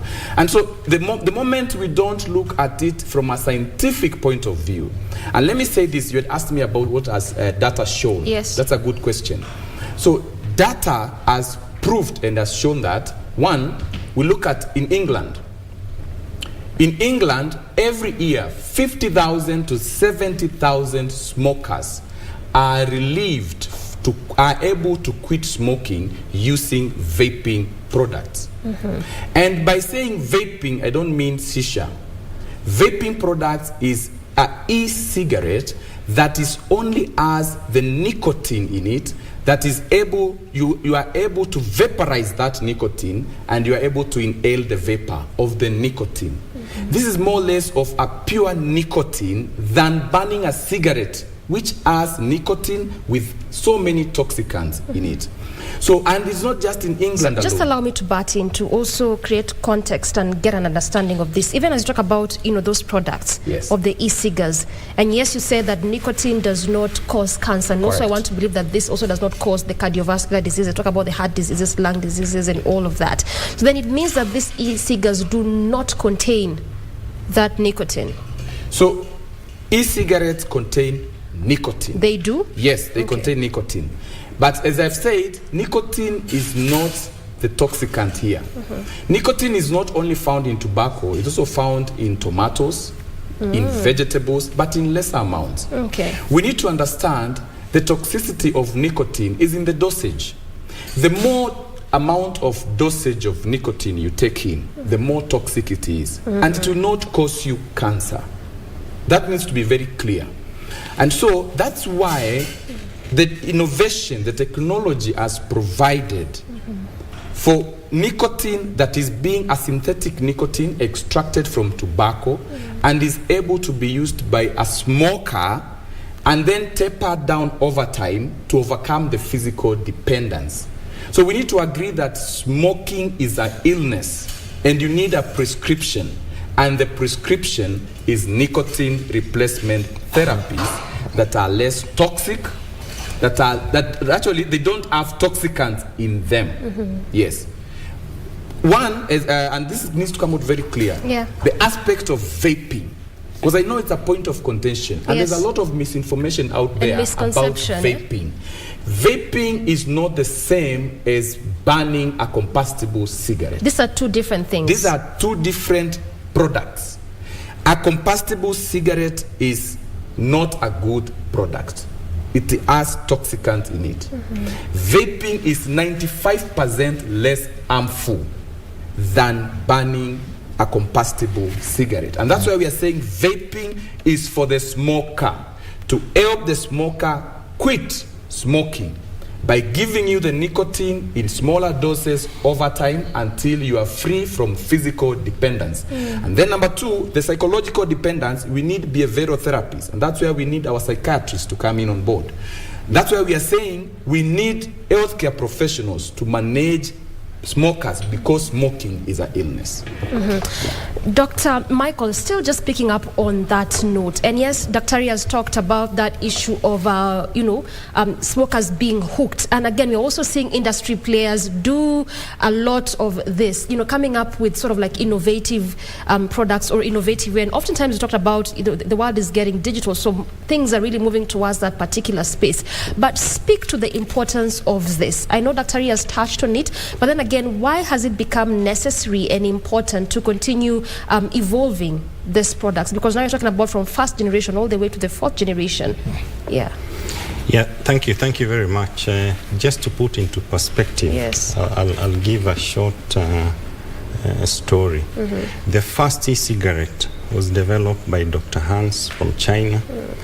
Dr. Hans was, or rather is a pharmacist by training, and he was a smoker for many years, and he wanted to quit, especially after his father, who was also a smoker, died of lung cancer. So he opted for the available treatment that was there then, way back in the early 2000s, which was nicotine patches. A patch is a small elastoplast kind of device that you stick on your skin. It releases the nicotine in small doses. He had tried to use that product for quite a duration of time, together with combination of behavioral therapy, to try and get him off the nicotine addiction. Then he asked himself, is there a product? Remember, this is somebody who was a consumer, not even in the industry. Is there a product that I can personally develop that will assist me with smoking? And he came up with the first e-cigarette. Remember, e-cigarette is an electronic nicotine delivery system. So he was able to extract nicotine, pure nicotine, from the tobacco leaf as a liquid form, put it in the device, and when he started using that product, he realized that it had much more benefit to him. Why? Because he was able to control the dose of nicotine that he was taking. For your information, one cigarette can have as much as 10 to 12 milligrams of nicotine. And this is the traditional? One traditional combustible cigarette. Okay. Some products in the market have as high as 30 milligrams, which is a toxic level. When you burn the cigarette, you consume or you get into your body about 10% of that nicotine. So if you smoke a packet of 20 cigarettes in a day, essentially you're getting 10%, which is about 1 milligram per cigarette. Remember, it has 10 milligrams, so you're only getting 10%. So this pharmacist was smoking more than 5 packets a day. So he was able to realize that if I start off with a higher dose of nicotine in this e-cigarette and continuously reduce the dose, I will be able to stop smoking. And that was the first revolutionary e-cigarette that was developed. That e-cigarette, he later sold on the patent to those who were also interested to assist smokers to quit. And that is where the technology kicked off. And from then up to now, we have had a lot of development in the e-cigarettes and the various combinations and regulations to the amount of nicotine in that particular product. And the message we are trying to say here is, e-cigarettes are meant for smokers who want to quit. We highly recommend that if you are not a smoker, please don't attempt this product. Number 2, e-cigarettes are not risk-free. They are not risk-free because they are made. You may have natural nicotine from tobacco. You may have synthetic nicotine from factories manufactured. So they are not risk-free, and there is a possibility that you may develop some side effects when you use these products. So we highly recommend that if you're not a smoker, if you're young, youth, don't attempt these products. And our message very clearly, we want to borrow from the UK, which has succeeded tremendously to assist their smokers to quit smoking. In the UK alone, 75,000 people die of smoking every year. Actually, 1 in every 2 smokers who sustain their smoking habits will die, 50%. In Kenya, we have about 3 million smokers, including the youth from the latest statistics. 8,000 Kenyans are known to die. And we think actually that figure is even low because we have a lot of underreporting. So many people are dying back at home. They are not able to access healthcare. So we think the figures are even high. For the UK, which is a bit developed, they're able to tell 75,000 of their people are dying due to smoking-related illnesses every year. And they have quite a number of smokers, more than 10 million. And they have been able to be at the forefront to assist their smokers quit smoking. And let me say this, science is very critical. UK has been at the forefront and very pragmatic because they realize that, one, smoking is an illness. It's a dependence. And just like alcoholism, you cannot tell an alcoholic, go and quit alcohol. They will not be able to quit on their own. They need supporting structures. And the UK was able to come up with a Stop Smoking Services department and the Department of Health that looked at how can we assist our smokers quit smoking so that we prevent preventable deaths. Smoking is one of the leading causes of preventable deaths in this world. And they devised mechanisms. They realized, yes, we have our nicotine replacement therapies, the patches, the gums, the lozenges. What about these electronic nicotine devices? Can we come up with a formula to assist our smokers? And they were able to start using those vaping products for their smokers. All right, I hear you. I want us to take a very quick breather, but of course when we circle back, we'll also be looking at what the anti-tobacco campaigners are saying, because there's one part where we're talking about this could be good alternative products, particularly for smokers, and emphasis is actually on the smokers. But then we have the anti-tobacco campaigners who are saying that these products need to be treated the same, just as the traditional forms of tobacco. So where do we get the balance and how do we move past this? This is what we're going to be conversing as we come back after this short break. Time for that breather. This is still Good Morning Kenya, conversing on the effects of the issues surrounding vaping products. Stay with us.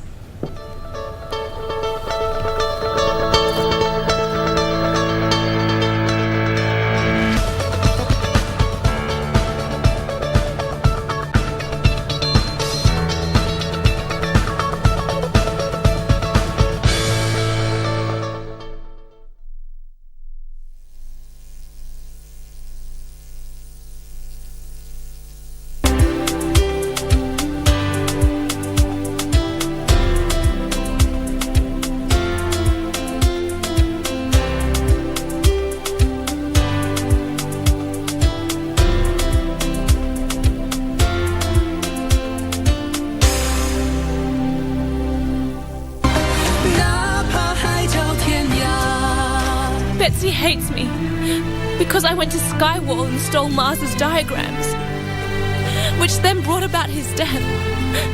It's been so many years and she can't let go. Not after all I've done for you. If it weren't for me, there's no way you would have become the king. You chose to forget me, not because I took your eyes away, but you wanted to forget what we had. The one you've been waiting for all these years is actually Mars. Did he finally figure out that Echo was Betsy? Whenever I come around and you don't want to see me, you always use the same excuse. Do I?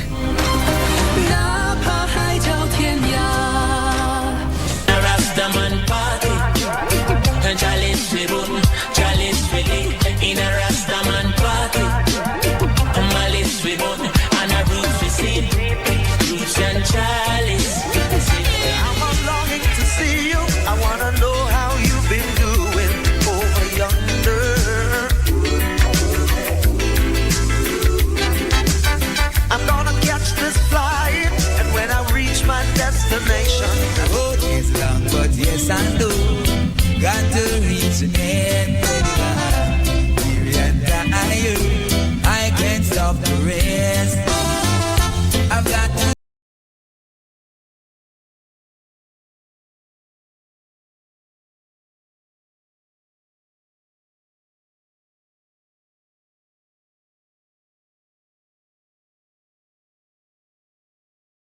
KBC Channel 1, we put people at the heart of events with our captivating weekly news features. Every day, we are breaking new grounds with informative, entertaining, and inspiring human interest stories. On Mondays, 9 p.m., we have The Cabinets. Tuesday, 9 p.m., we get inside the barracks for military tales.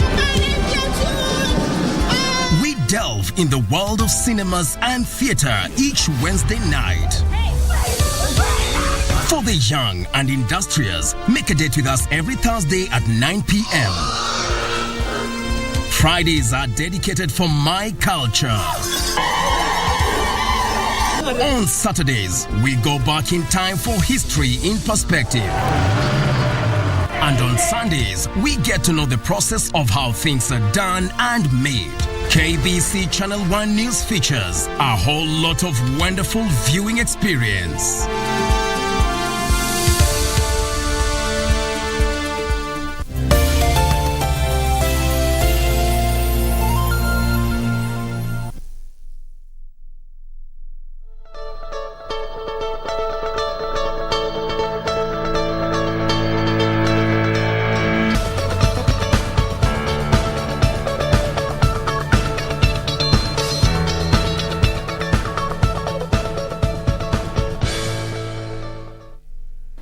Exactly 4 minutes past the top of the hour, we continue apace with our conversation, still looking at vaping products and what exactly these products are and what it means, looking at also the effects, trying to contrast that with the fast traditional forms of tobacco. Let me just pick it up with you, Joseph. NACADA also recently called for the re-evaluation of these nicotine pouches, also due to their effects and all that. But what would you say in respect to this, and why would they really call for re-evaluation of these products in the first place?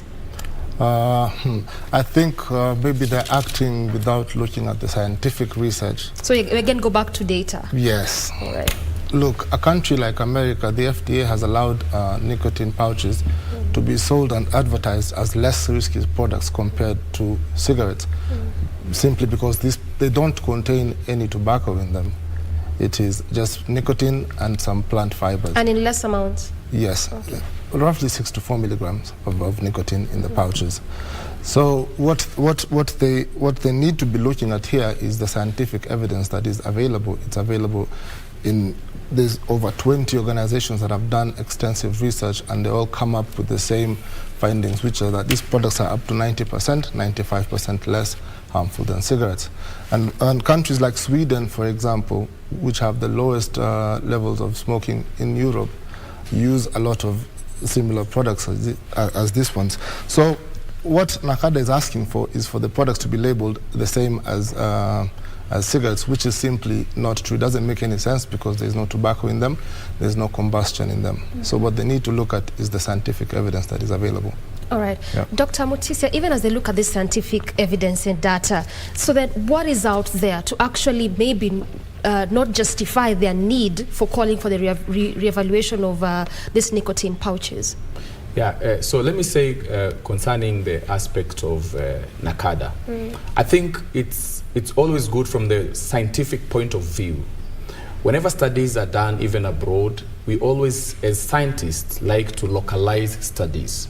So you come to your own population and you see the effects of the product that you're dealing with, the content of the product that you're dealing with, if it is similar or if it aligns with the other studies that have been done abroad. And so for them looking at the product, the content, what is inside the content, how much of nicotine is in the content, that is fine.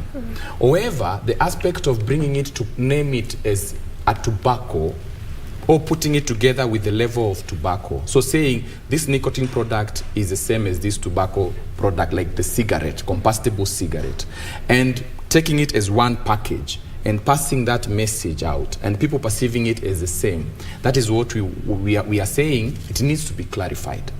It needs to be clarified, very clear that for sure it's important. Let's get to know what is in the pouch. Let it be clear how much of nicotine is there. But then classifying it as the same as a tobacco cigarette is not correct. It's not, so because these are the products that are being used to help smokers to quit smoking. Yeah. If we name tag them the same, and we get that notion that these products are the same, then we will not be able to use them because there will be a misinformation already out there. So people will think that if it's an e-cigarette, that this is as harmful as a combustible cigarette. That is not true. I said that an e-cigarette is 95% less harmful. And get note of that, less harmful. We are not saying it is risk-free, but it is risk-free. It is less risky by 95%. So here we are looking at a risk continuum. We are looking at you are able to use a less risky product. Let's not lie to ourselves. We are in a risky community, a risky society where we are living at. Let's, for example, look at other entities in other industries. Take, for example, the motor vehicle industry. Innovations have come in. For example, the Tech Lab, they have come up with electric cars. We have the cars that are using fuels, and we know the fumes and what they do to the climate. And people are coming up with better, that are less risky cars because they are electric. It is just the same concept here. When we looked at, for example, the people who are drug addicts, and they are giving injections, they are injecting themselves, IV drug users. We got to know that this is a risky procedure, that a risk is something that they are doing that is risky because it is putting them at risk of HIV/AIDS. So because of that, the ministry had to come up and even supply them with the syringes that are not contaminated. So that way you are providing a less risky endeavor to someone, because what we need to do is minimize risk at all costs. So with using vaping products, they are less risky by 95%. They help you, a smoker, get off smoking. And this is quitting, not stop. Not just you stop and you relapse. You quit. I want to come back to the data and emphasize on this. Yes. 7 out of 10 people all over the world who are smokers, they desire to stop smoking. 3 out of them, they succeed to stop smoking on their own, even without using any products. But here is the science. 6 months to 12 months down the line, they all relapse back to using the product again. So if we ignore the science, then we are losing it. And just to add on this, on the aspect of NACADA, it is good to have a regulation. Very good to regulate, because we are saying these products are for smokers to help them stop or quit smoking. So that means we need to regulate them so that these products are not exposed to the young people. They are not exposed to people who are not smokers. They are not exposed to people to children. Because, for example, like in the United States, what they did, so they come up with regulations in the FDA, because they are already approved, but they come up with regulations. So they look at, do not make this nicotine product to be like a candy. Do not make them enticing to children. Those are part of the regulations. Those are part of the regulations. And these are real. So once we make those regulations and we are able to create a balance between using this product to help the smoker quit smoking and balance that these other people are not able to use these products, then we will be able to be in a less risky community and that will mean that more lives are saved and we have a better livelihood. Let me just stick with you on this one, because you talked about the need and importance of classifying them, and this was in address to that issue of data, not just localizing our science and our data, also look at what has worked perhaps in different areas. In 2020, the Ministry of Health, of course led by the outgoing Cabinet Secretary Mutahi Kagwe, he had talked of the ban of the LYFT nicotine pouch, but then it still continued to be out there in the market, and there was a really big conversation surrounding the fact that this is what the state is saying, perhaps in terms of that aspect of regulation. But then when it comes to the implementation bit, there's a sharp contrast or a big disconnect. So even as you respond to that factor of regulation in that regard, then at what point do you know that this indeed is that pouch that could be used for the good of this smoker, and the other one, is going to be very detrimental, going by what was banned in 2020? Yes, so let me come up with that and just say that we need to look at this from a greater angle. And here we are saying that if the products are being profiled and you find this pouch as toxicants, it should be regulated. It should not be in the market. It shouldn't be in the market.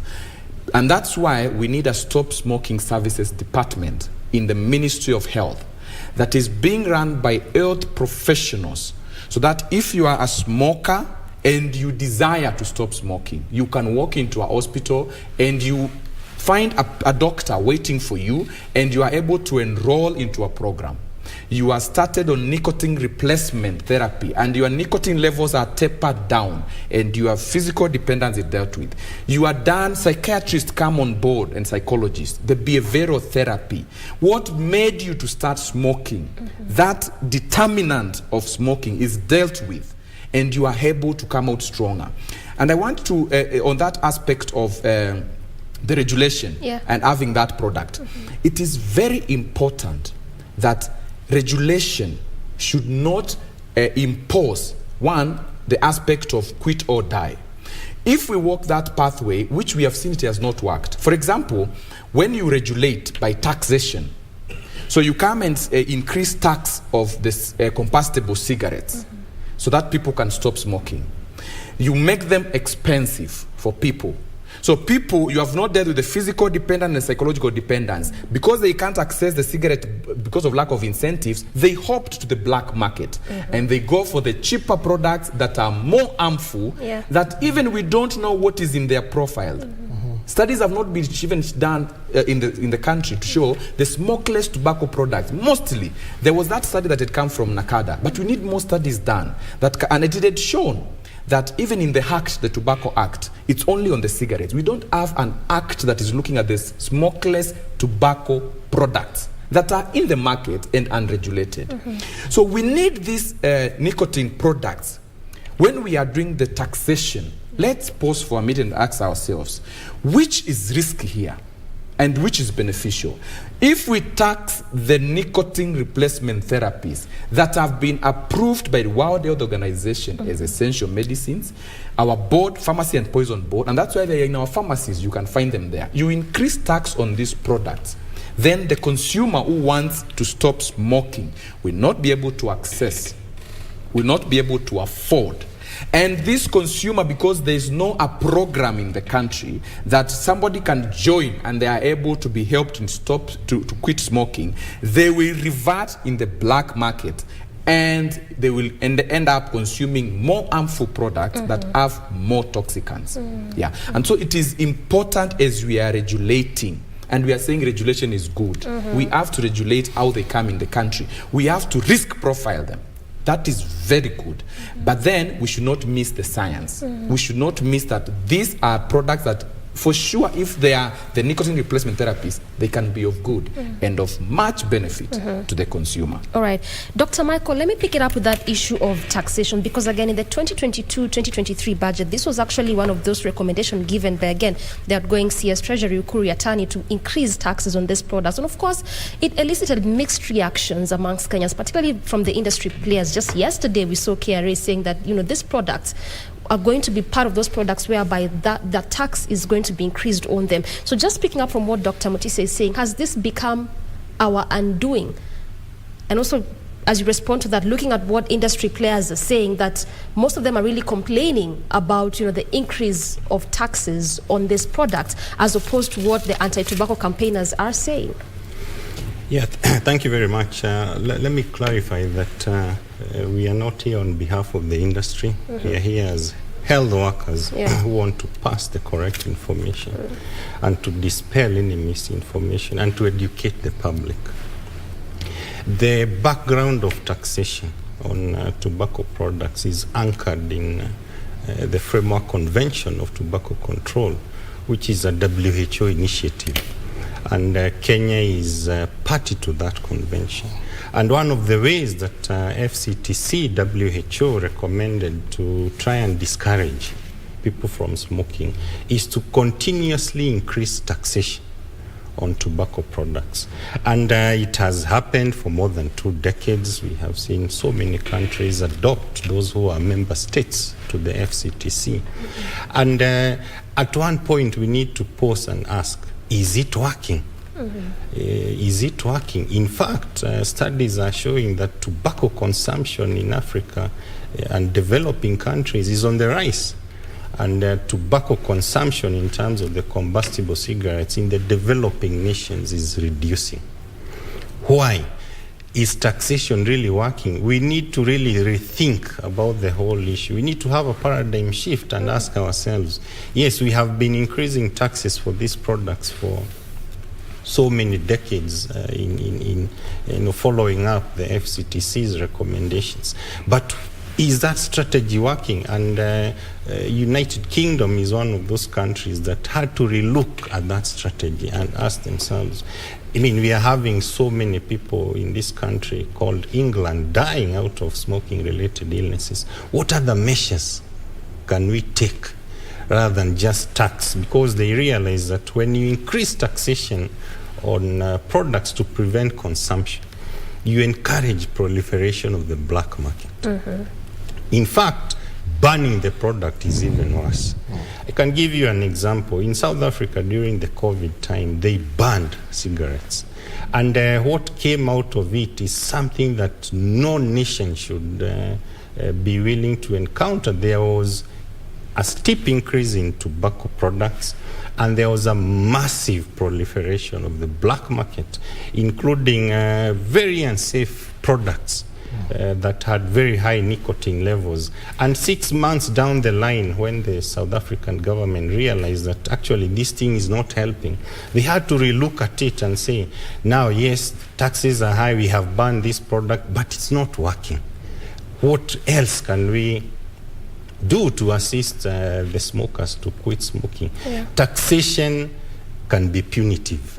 It can prevent those access of those. I'll give you a very good example. Other than nicotine products, we have pharmacotherapy, we have drugs, very new drugs that have come up. And we have a very good example that is already in the market.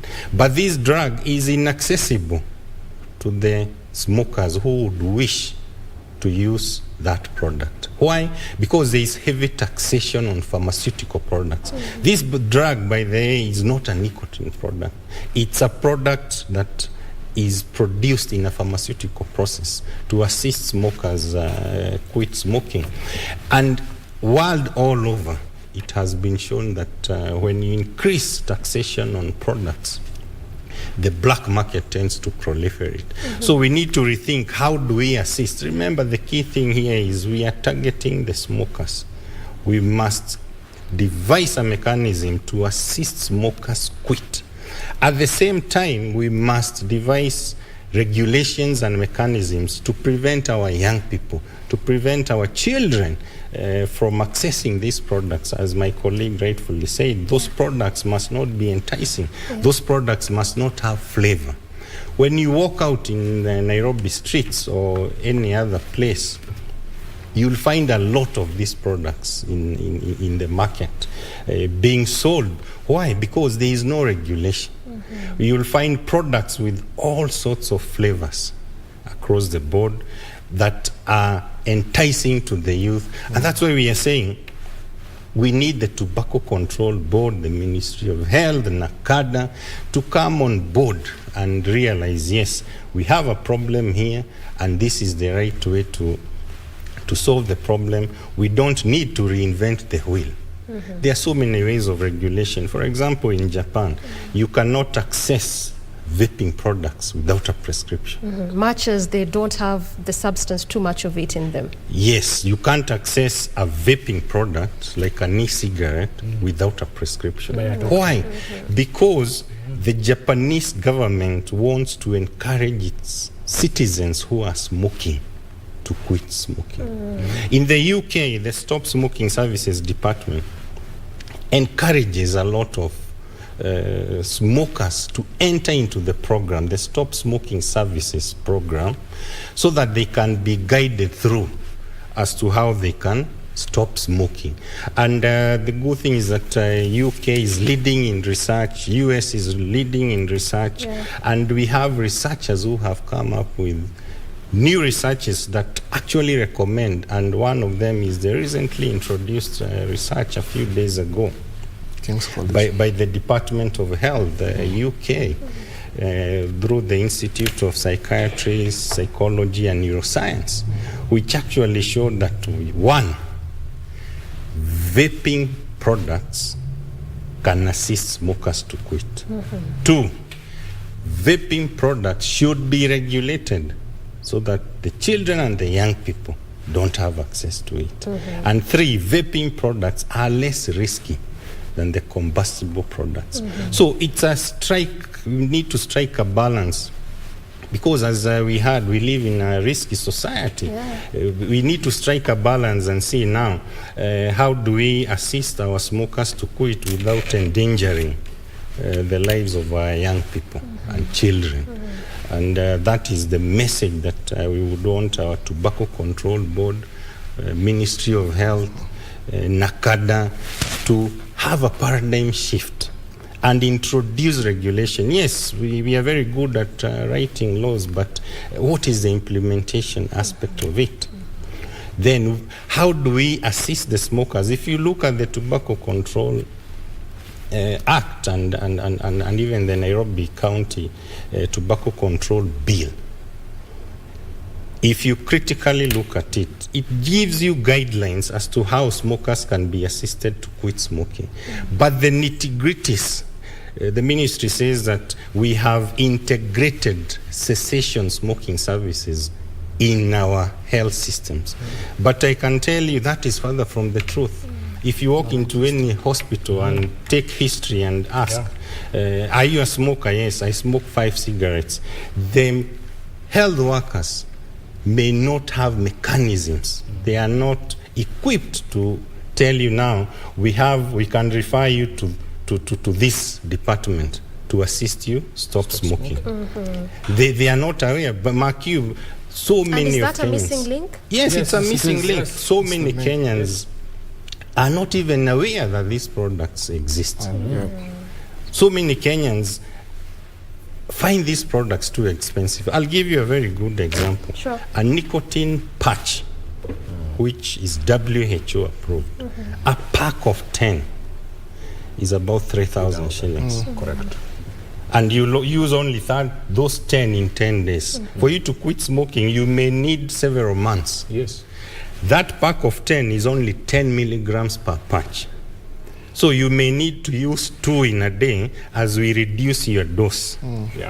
How many Kenyans can have access to 3,000 shillings or 6? And that's why they opt to just stick to the traditional. Absolutely. They'll be left to their own peril and continue smoking. They are not aware. And that's why we are saying taxation cannot work. We need to have a roundtable meeting and have a paradigm shift and now say, yes, we need to have a very clear way forward for our smokers, just like we run other programs, just like we run malaria program, just like we run the HIV program, and all. We need a stop smoking services department to take care. And most importantly, we must ask ourselves, when do we want to set a target for Kenya to be a smoke-free society? We'll come to that part, but also you're talking about we need to have a round table, we need to have a meeting with ourselves, that taxation in its own way is not really quite efficient, and this also comes at the backdrop of what came yesterday, in respect to that particular announcement. But then again, just borrowing from all you have said, Dr. Michael, so then is it really a time that we really need to start thinking so heavily on this issue of taxation and demystify, particularly for those that are so much the anti-tobacco campaigners, to just understand why it could be important to tax, but not to the extent at which it is happening? Absolutely, we need that roundtable meeting. And just to put into perspective, the so-called sin tax also applies to alcohol. And I can tell you for free, when you raise taxes for alcohol, people don't consume less alcohol. They actually consume more. And which alcohol do they consume? The unregulated. The cheap. There is a proliferation. There is a proliferation of consumption of alcohol. I mean, it's not a hidden fact that a lot of alcohol is being consumed in this country, despite the very high taxes. So we need to ask ourselves, is taxation really the issue, or we need to rethink? We need to look at the consumer. We need to look at this smoker. How can we get him off this habit, this dependence, this addiction? At the same time, prevent our young people, prevent our children from getting hooked up to these new devices that we are recommending to our smokers to assist them smoking. So it's a conversation that needs to be alive and going on, and more so focus on those people who smoke, because smoking causes one of the most preventable deaths globally. That's a known fact. If you get your people out of smoking, then you will cut by more than half the causes of death for non-communicable diseases. And I'm seeing Dr. Nick really agree. Yes. So I wanted to add on that. You will have a healthier nation, and the more you work, the more people will earn, and we will build our economy. So, and on that note, let me quote what is easily said, that we should not allow the enemy, that is, we should not allow or make that the perfect be the enemy of the good. By that I mean, the perfect is you are not a smoker. Okay?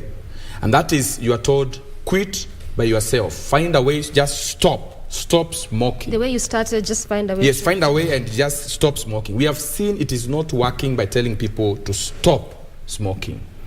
If the good has come, and the good is World Health Organization approved, and the good is nicotine replacement therapies are less harmful, they have less toxicants, and they can help. It has been tried and proven it can help a smoker quit smoking with good regulation in the country, good innovations. Then I think we should embrace this. And let me just quote we know, just bring it into context. We are in the situation we are in, even economically. We are looking at growing economically. I will tell you, we would ask about the campaigners. So there are people even who come and say tobacco is a source of income, and there are countries that depend on it. I will tell you, when you look at that angle, you'll be misled. The true angle is, the more you have people who are smoking, the less healthy nation you have, the less and poor livelihood you will have. Because this person is spending a lot of money on these products, money that could have been used to buy food at home, money that could have, he will spend money looking for health, because he will be having ailments, and the life expectancy will be less. Yes. So when you look at the bigger picture, we should not allow or make the perfect to be the enemy of the good. Well said. And just to put this conversation more into perspective, Joseph, so then one would say, yes, I agree. What other measures? Yes, I agree. Device mechanisms. But of all that could exist, just why then say and focus on e-cigarettes being good for smokers, using more like the same product, though with lesser risk, but as an alternative? Talk to us about that. Ask me that question again. I'm saying, yes, we are saying that these are the alternatives. These are the we are devising mechanisms, because then you are trying to help this smoker quit. And just borrowing from what Dr. has talked about here, that indeed, if you want a more productive nation, this is perhaps some of those things that we need to employ. So then one would ask, and this is for purpose of clarity completely. Yes, we are saying that e-cigarettes are better alternatives, and this is specifically for smokers. So then one would say, of all other alternatives that could exist, why focus on the same product to counter? Well, look, it's the same thing WHO are doing by offering new patches and gum, because they understand that, look, here in Kenya, for example, up to 50% of people who smoke are not ready to quit, or are not even willing altogether. But you don't leave them at their own peril and just don't offer them help, because they still have human rights and they have a right to health. I think offering them these products is important, because at the end of the day, you're trying to save lives here. Okay? Just imagine if we had, like, for example, like 50% of smokers today switch to electronic cigarettes. You will have saved about 4,000 lives by the end of this year alone. Yeah, so I think it's important because it's saving lives at the end of the day. 4,000 lives by the end of this year. Absolutely. At least we'll be saving compared to the 8,000 to 9,000 who end up losing their lives as a result of this practice. So the bottom line is just to save lives. Yes, and whatever means we can use as long as you're saving lives, that's what we are going for. Of course. No, let me put that into perspective. Yes, please do. That's your perspective. What's your perspective? The scientific perspective is this. Yeah. It has been shown scientifically, without doubt, and we have data from the UK and from the US, that vaping for smokers, in combination with behavioral therapies, to get them off dependence, is one of the most effective ways of assisting the smokers to quit. Patches have been there for very many years. Lozenges have been there, nicotine lozenges and all the rest. So this is a comparative study. We have our pharmacotherapeutics. We have drugs, which have difficult names, which I wouldn't want to mention here. But we have drugs that also are recommended for use by smokers. But when you comparatively, when you compare, when you take a cohort of smokers and you put this group on vaping, and behavioral therapy, you put this group on nicotine replacement therapies, you put this group on the pharmacotherapeutics, undoubtedly the group that is put on vaping products tend to quit smoking faster at the end of the day. So this is all anchored in science at the end of the day than, for example, that person who is using the nicotine replacement therapies alone. So it is scientific. And we are not here to propagate any product. Yes. We want that to be very clear.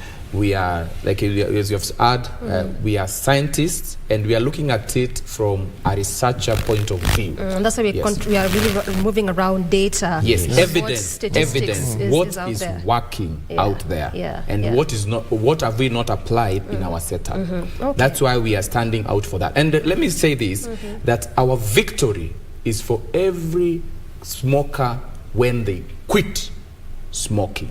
That is a victory for us. I hear you. And that's why we need a stop smoking services department run by health professionals all over the country. And we'll be able to help our Kenyans. And I'll come back to you on that issue, still speaking around data, because as you're saying, that's what you're revolving around, to just make it more understandable.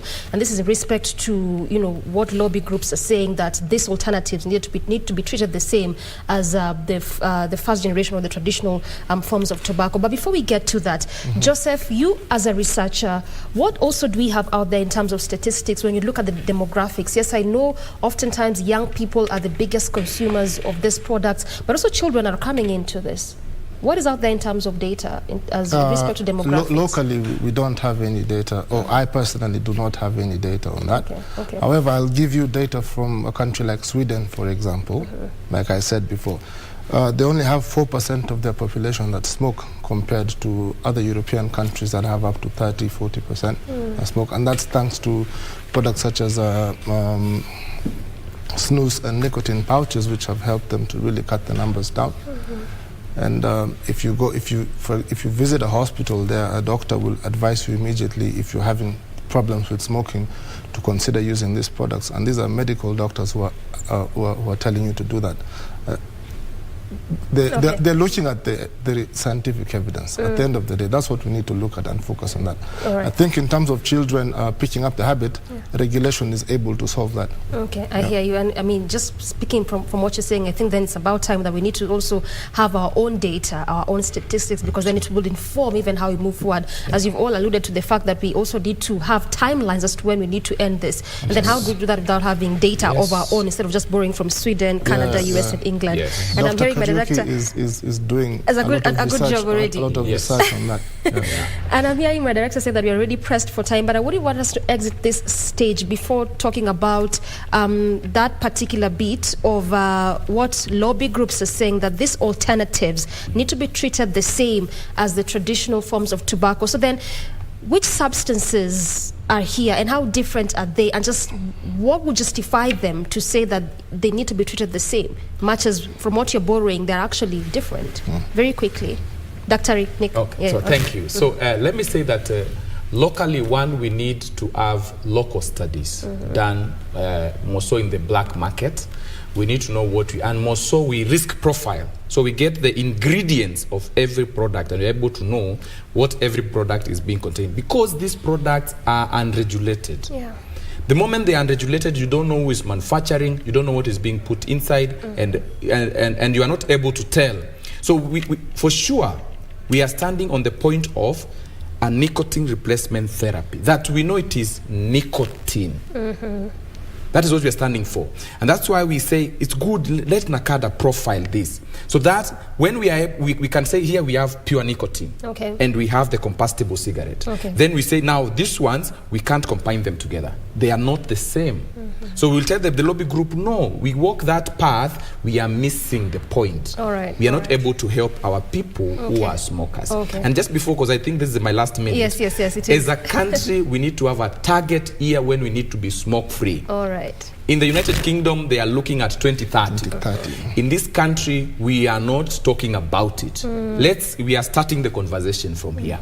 And this is one of the reasons why we are here. Let's talk about when we want in Kenya to be smoke-free. Because the more we are smoke-free, the more we have healthier living, and the more we have a better economy. Well said. Yeah, and I want to give you the last word, Dr. Michael, in under 1 minute. Talk to us about what to be done to get less risky messages embraced by the policymakers. Very quickly. Yeah, thank you very much. We need a paradigm shift. We need to look at smokers from a different angle, so that even as we formulate the policies and educate the public and change public perception, we exactly know where we are headed to. We need our tobacco control board. We need the anti-tobacco lobbies.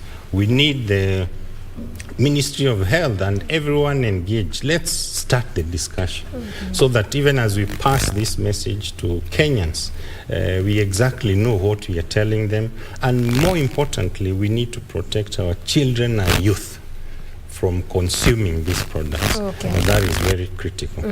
Thank you so much, gentlemen, for that cogent discussion there, at least for unpacking things for us and making us understand that what exactly these products are, and maybe perhaps what we need to do even as a country for us to have indeed a healthier and productive country at the end of the day.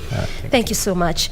I have been speaking to Joseph Magero to my extreme left, who is the chairman campaign for safer alternatives. Right next to him at the center, that is Dr. Michael Kariuki, medical doctor and researcher at the University of Nairobi. And to my to my immediate left, that is Dr. Nick Mutisia, who is a consultant pediatrician, of course, just talking to us about vaping products, what products are this, effects it has, and what so far we have done as a country, this all in a bid to help the addicted smokers. Good place to end this conversation, and ultimately good morning, Kenya. On behalf of the entire team, asante sana. I'm Doreen Arange Okelo. Till tomorrow, good morning.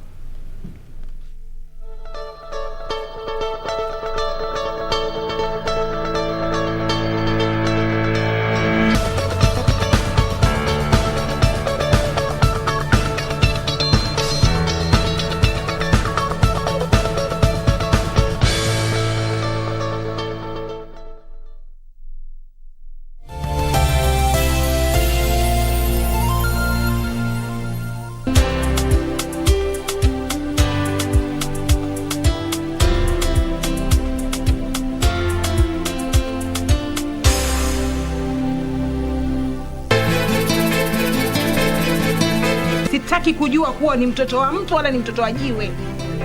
La msingi sitaki kusikia hata jina lako likitajwa katika hii nyumba yangu. Mimi nakwambia huyo Kaindi na ile tumbo lake leo tanikoma. Kaindi. Ninge chooni kwani na maradhi chooni mimi. Lakini starehe yako wewe kuja hapa na kusikia harufu ya choo. Keti. Kana iko wapi? Sikuwa na raha walipokuwa wanakushu.